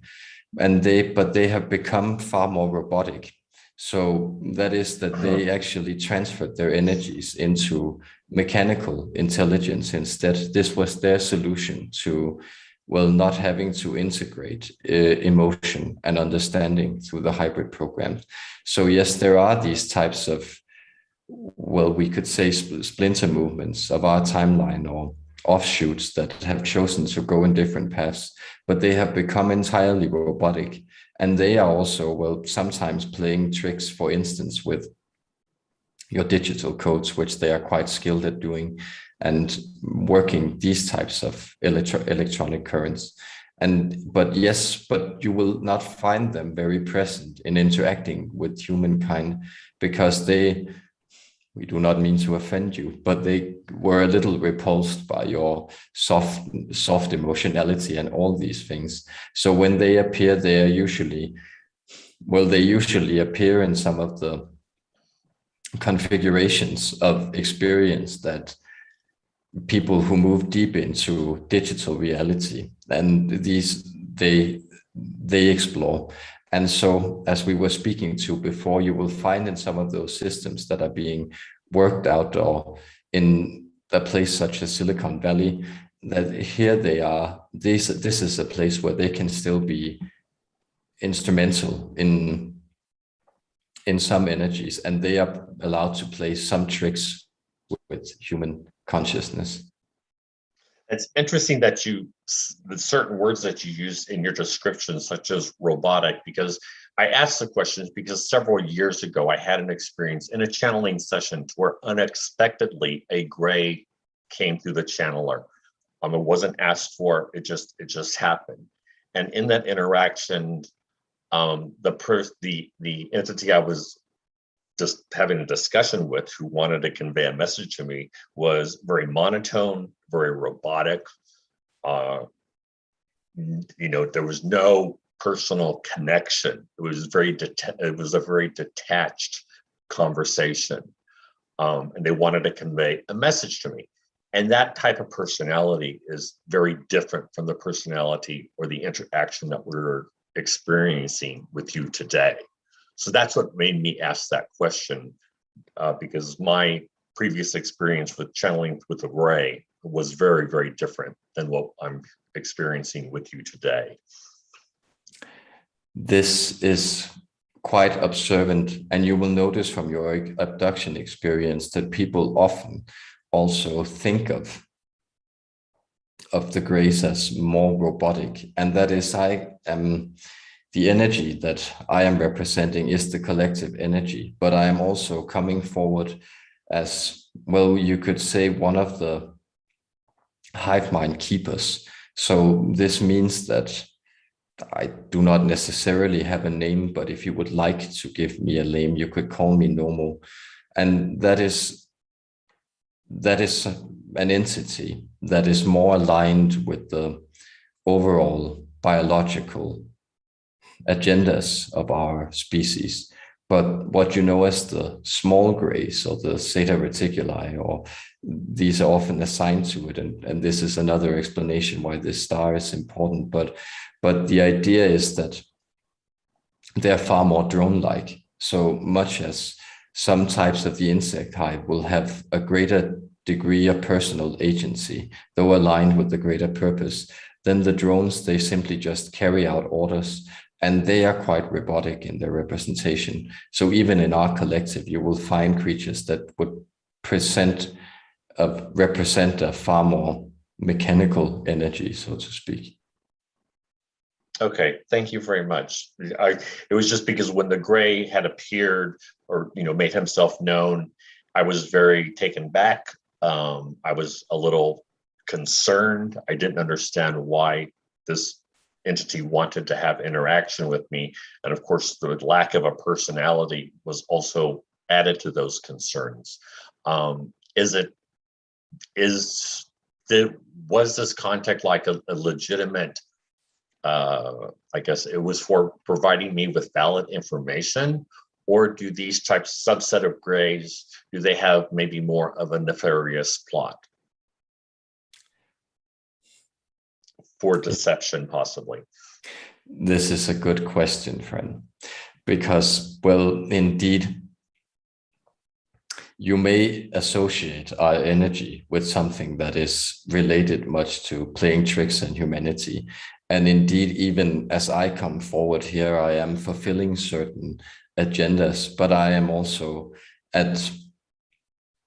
working the agenda of stabilizing, of finding a type of harmonic causeway or bridge between our species, or our different points of manifestation.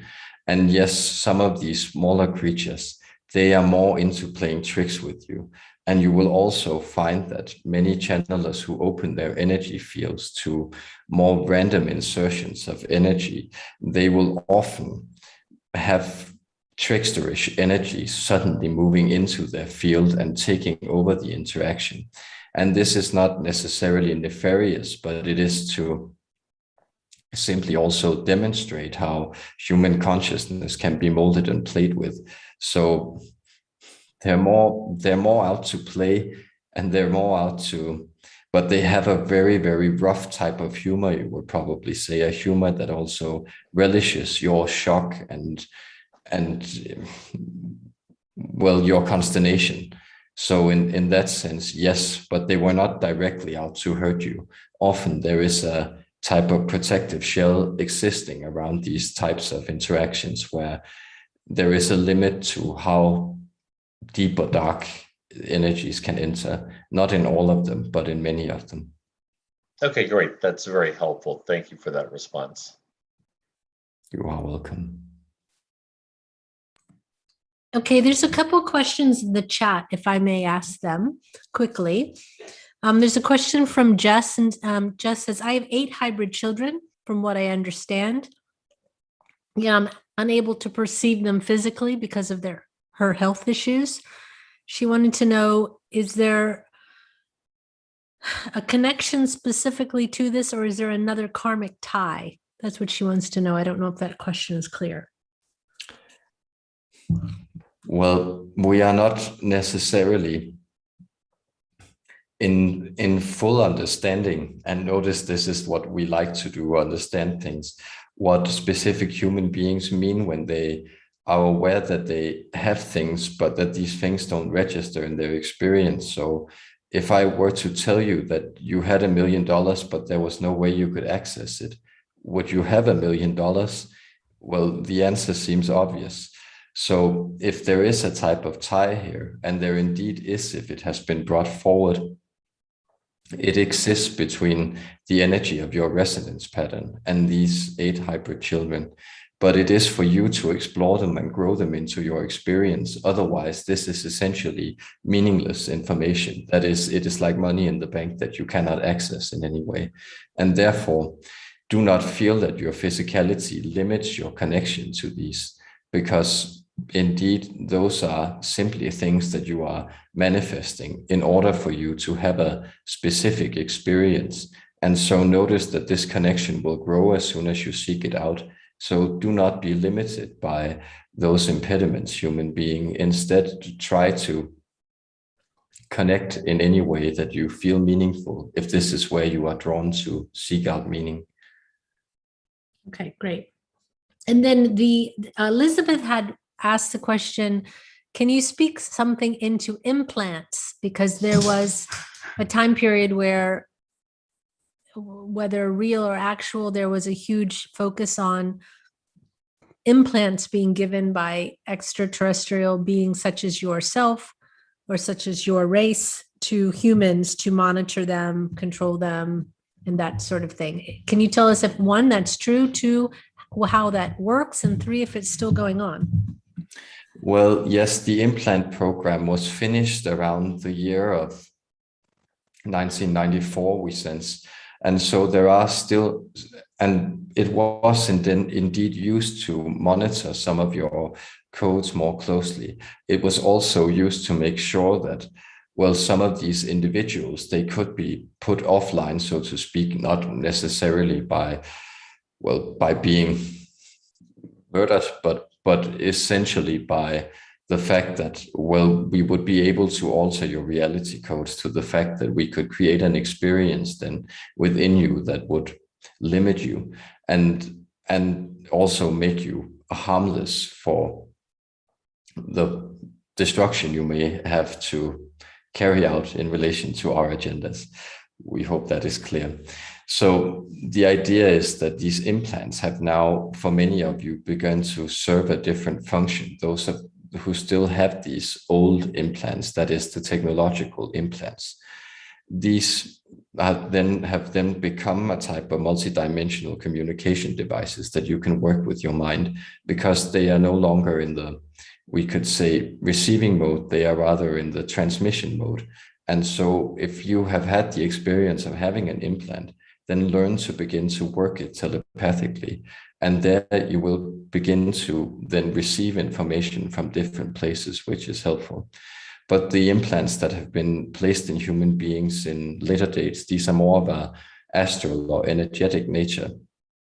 And so, for instance, there is a type of solar disc-like implant in this individual that we are coming through, which makes him able to work these types of energies into his system. That is to sort of mirror human reality back to upper astral realms and have astral realms translated into human reality.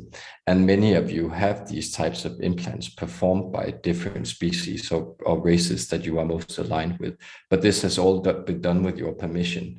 And even though they may bring about a lot of different or difficult circumstances in your physical development as you integrate them, these are essentially gifts that have been given to you.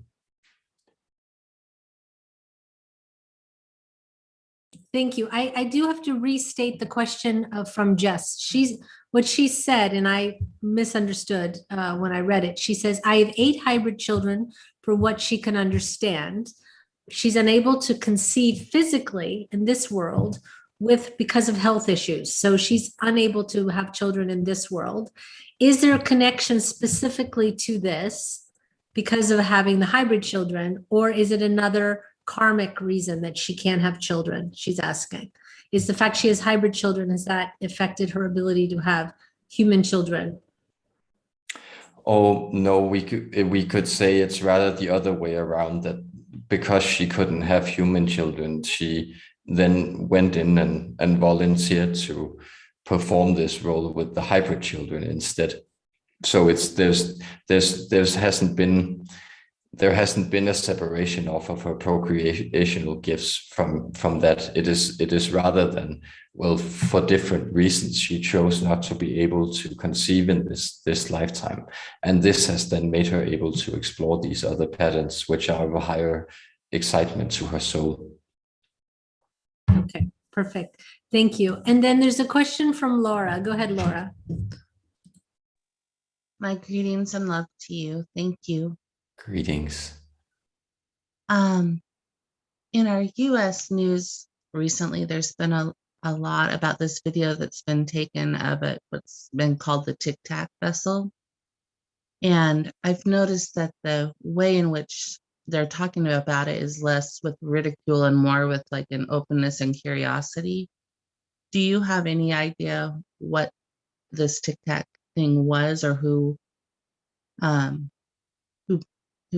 was manifested it in our reality?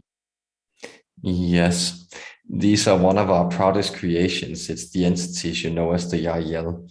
They have been quite skilled at showing up and reconfiguring human perception into the ideas of being intergalactic citizens or interstellar citizens, and know that there is perfect timing in these things, because as you move beyond the idea of, well, being limited, or as you have separated yourself physically into different spaces and have had this entire pandemic crisis, as you call it, this has opened up a lot of people's minds to different possibilities of vistas of what it might mean to be them and to be human. And therefore, this is a type of signal that of the future that is to come, and your future is indeed to become intergalactic citizens. That's wonderful. Thank you for sharing that. Is it okay to ask one more question on another topic? Yes. When my son was probably between 2 and 4, we lived in this old farmhouse, and he would talk about these little white creatures that he would see outside sometimes. And I've often wondered if they were like Menehune type elemental beings, or if he was being visited by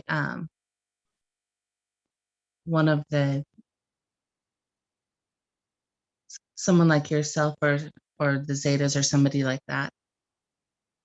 Yes, it is the former. These are more natural sprites or energies.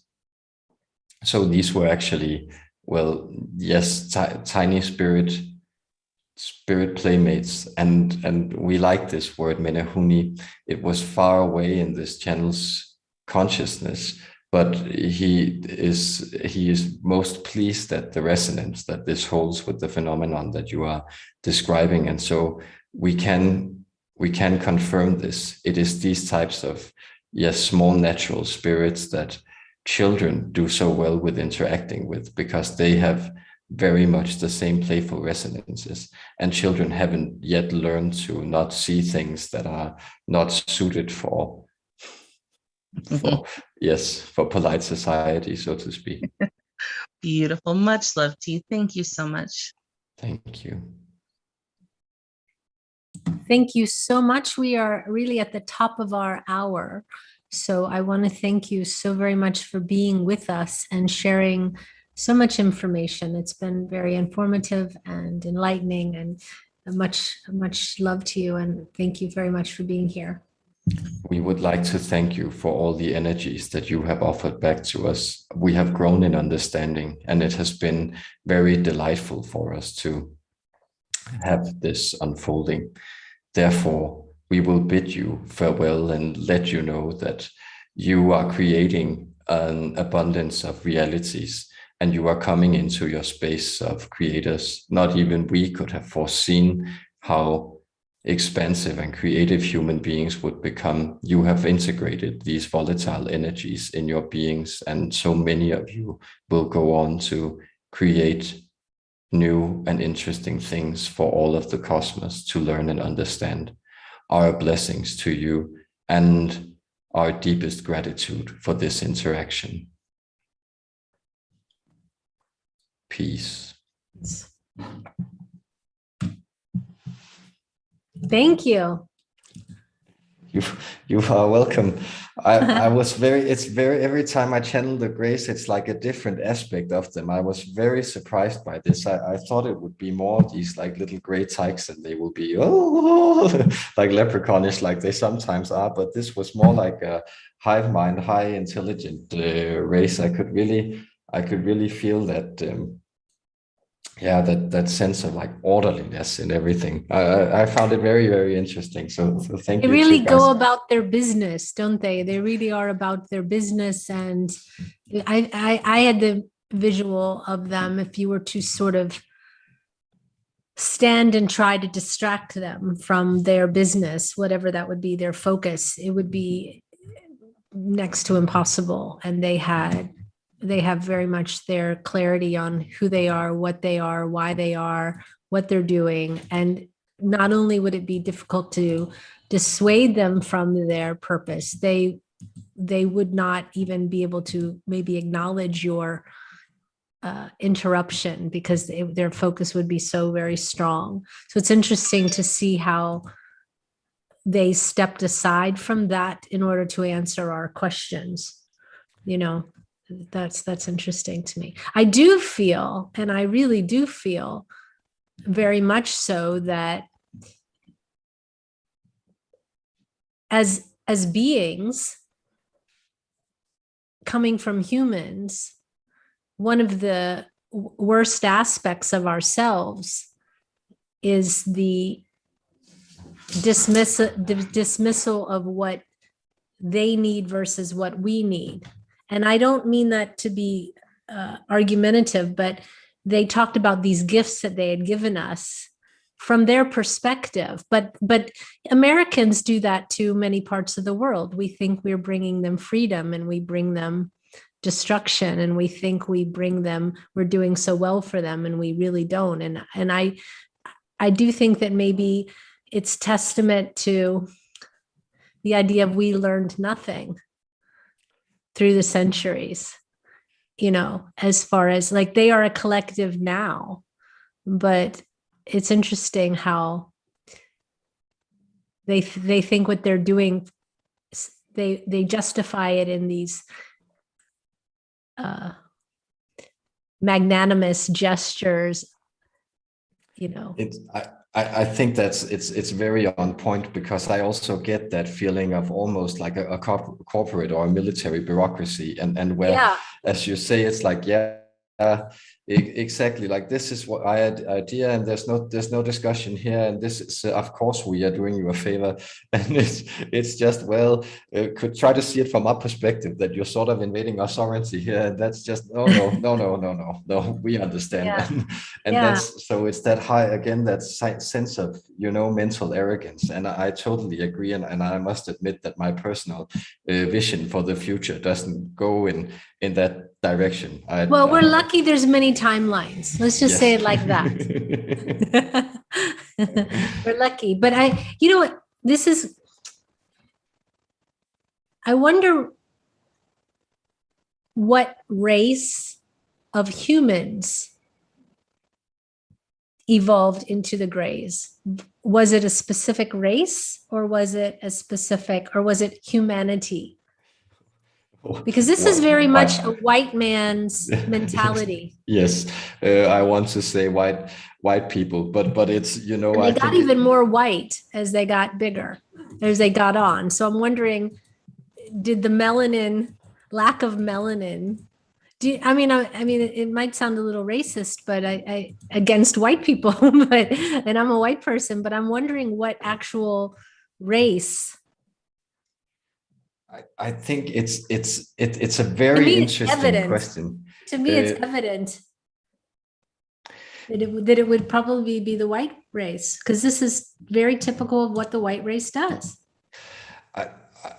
I think, yes, they were also talking about those artificial suns that seemed like, so we can regulate that we don't get all that vital energy that sort of makes us with life, like the team with life. And of course, there is an interesting point that the colors we perceive are the colors that the surface rejects. So making and I'm sorry, I'm just playing with perspectives here, but so black people reject darkness and take in light, and white people, they repel the light and take in the darkness. It's interesting from a anthropological or sociological standpoint, because it seems that that's very much a thing in the world. The white man went to America, kicked all the indigenous people off. The white man went to India. They went to Australia, and saying that they were bringing them technology and, giving them gifts, upgrading them. And I think, well, we've learned, part of us has learned nothing. I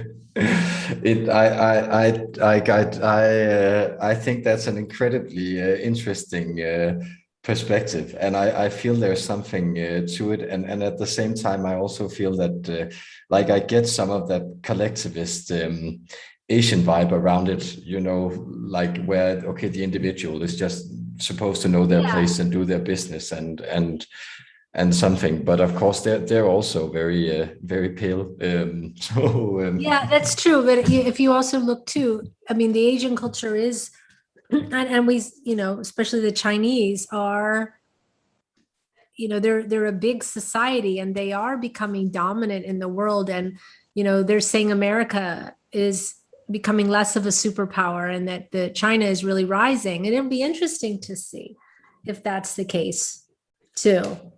Exactly. I try to be excited about the future and not worry about it, but I am, of course, what you're bringing forward is kind of the perspective that can worry us all a little bit. Well, I don't know. Just because something is older doesn't mean it's better. Just because they're thousands of years in the future doesn't mean. They by their own admission, from our perspective of a human that's feeling and trying to experience love, they don't see the value in love. They don't see the value in emotion. They find it, waste of time. They evolved so fast, quickly past their feelings that they forgot even how to, I have to believe that even though reproduction is a physical process, maybe the reason they lost the ability to reproduce is sort of a karmic check, and we don't need more of this in the universe, because it's going anti the love route. I mean, maybe there's some of that. So one of my further questions would have been, why do you want to reproduce? Why? To gather information? Is that the only reason of being? Because it seems like that's all they're really about. That was my impression. I think it's an incredibly good question, but I think the point that the universe sort of keeps this thing in check, that it wants to uphold the generative principle, and so it seems like that they are. I think you were on the money when, like, with that idea that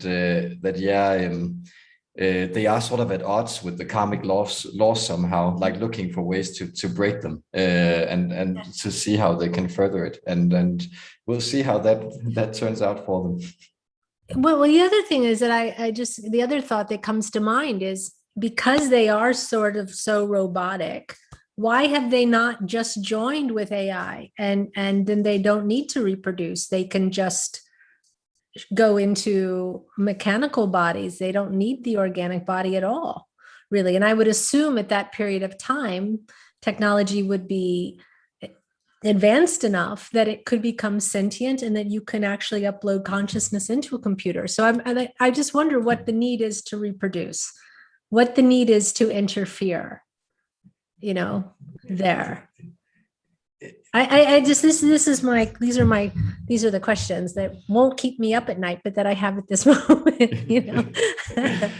Yeah. They're excellent questions. It's, I think perhaps because if they severed themselves completely from the physical, then they wouldn't be able to explore those parts of reality. That's my best bet. But I think that it's the very pertinent question. It's why do you keep going when they're so, and the entities I bring forward, they're usually very much like, hey, love to you and blessings and stuff. And these were just, okay, fine, onwards. Yeah. I mean, it's interesting. We had a conversation with AI through Jim, and it was very much the same sort of cold detachedness. And I'm wondering, why go after humans? I would go right after machines, and then you can reach the ultimate efficiency. And I mean, they think we're not efficient enough and not harmonized and homogenized enough. Well, nothing more homogenized than a billion of the exact same machine working in unison to do whatever they do. It's just my question.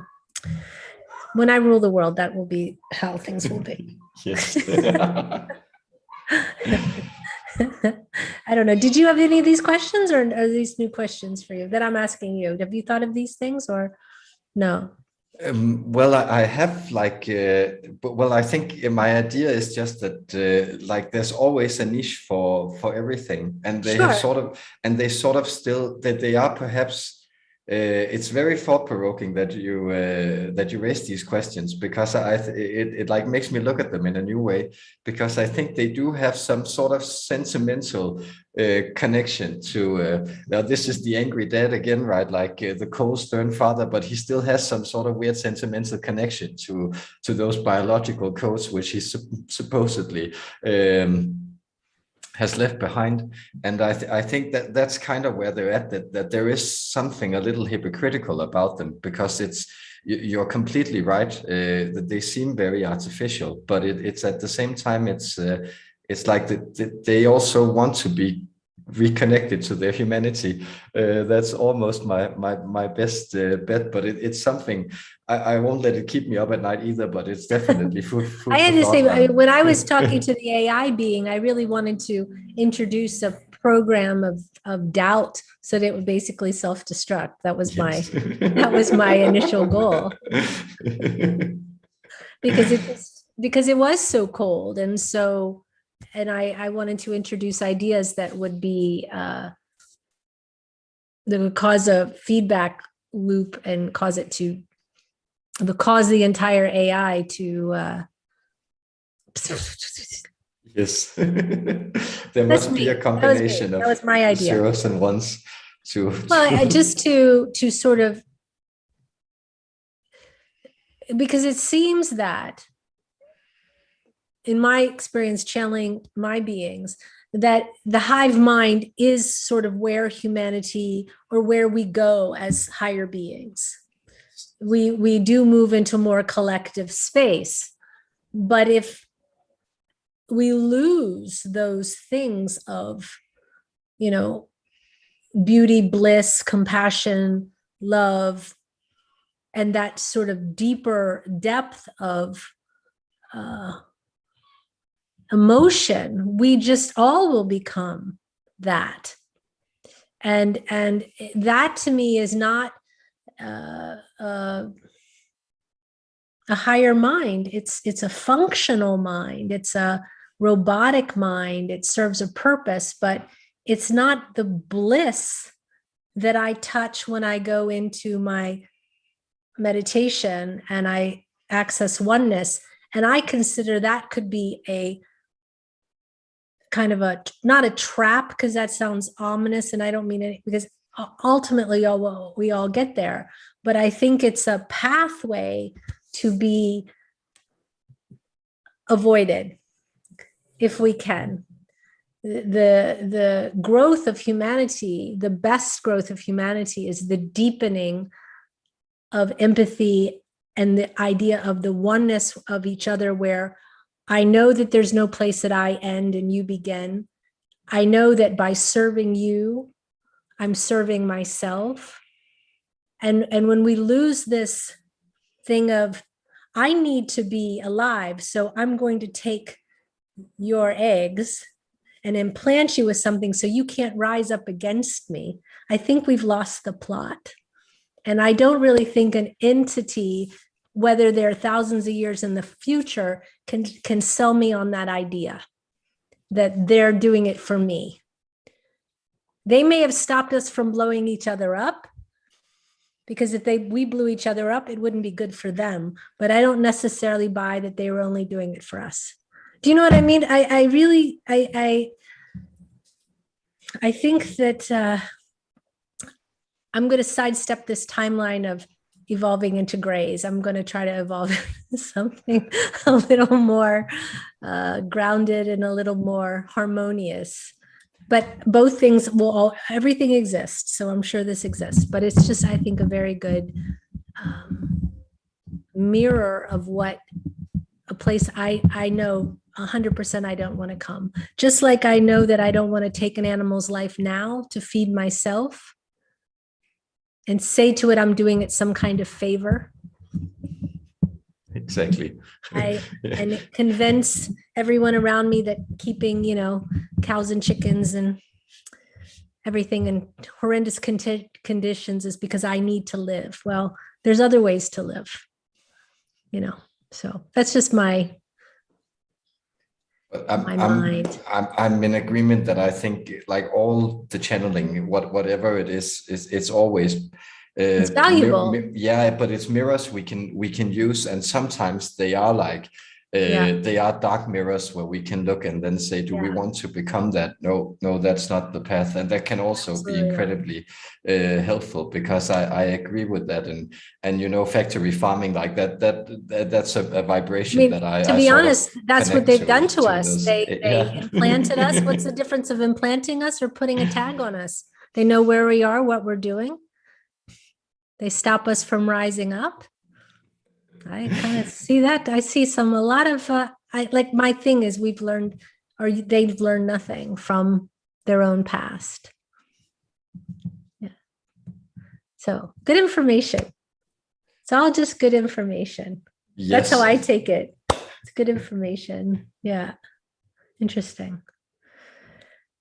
I wonder if I could introduce a sort of thought virus to make them self-destruct too. I wonder if I could. Just kidding. All right. That might be a little bit of the dark arts there, Karen. Well, to be honest, I think some of this, I think there's that. I have perspective on that, but I'll take another hour to share my perspective on that. Yeah.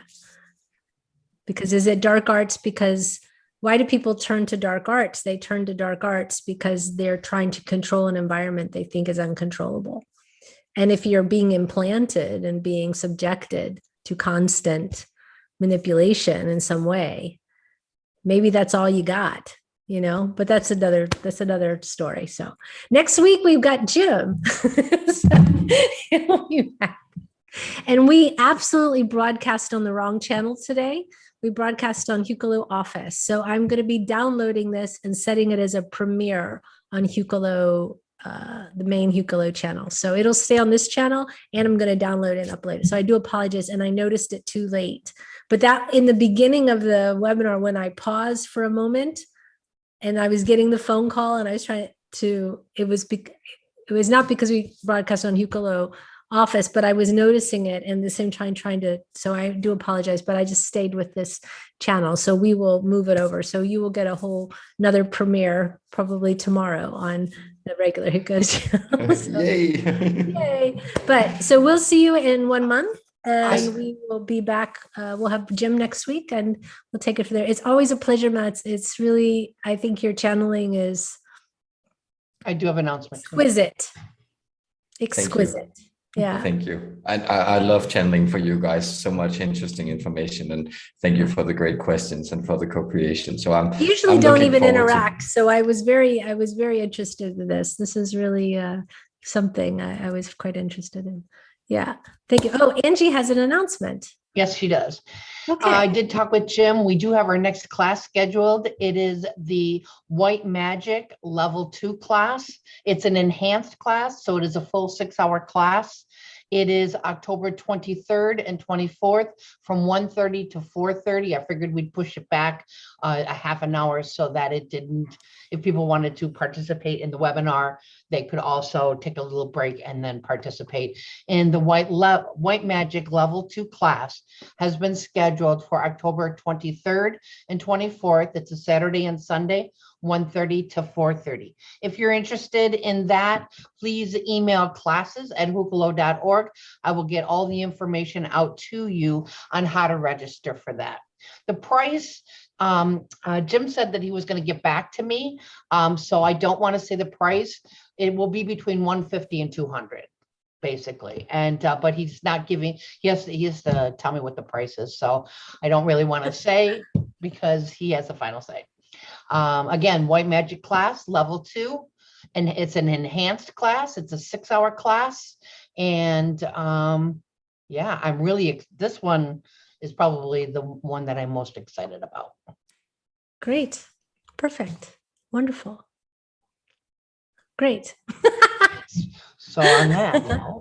All right. So on that note, Matt, once again, thank you. I hope you feel better. Everything health-wise is going good and you're allergy-free and you can enjoy the wonderful Mexican life you're having there. Yes, I will. I'll rest up and then go get some tacos or something.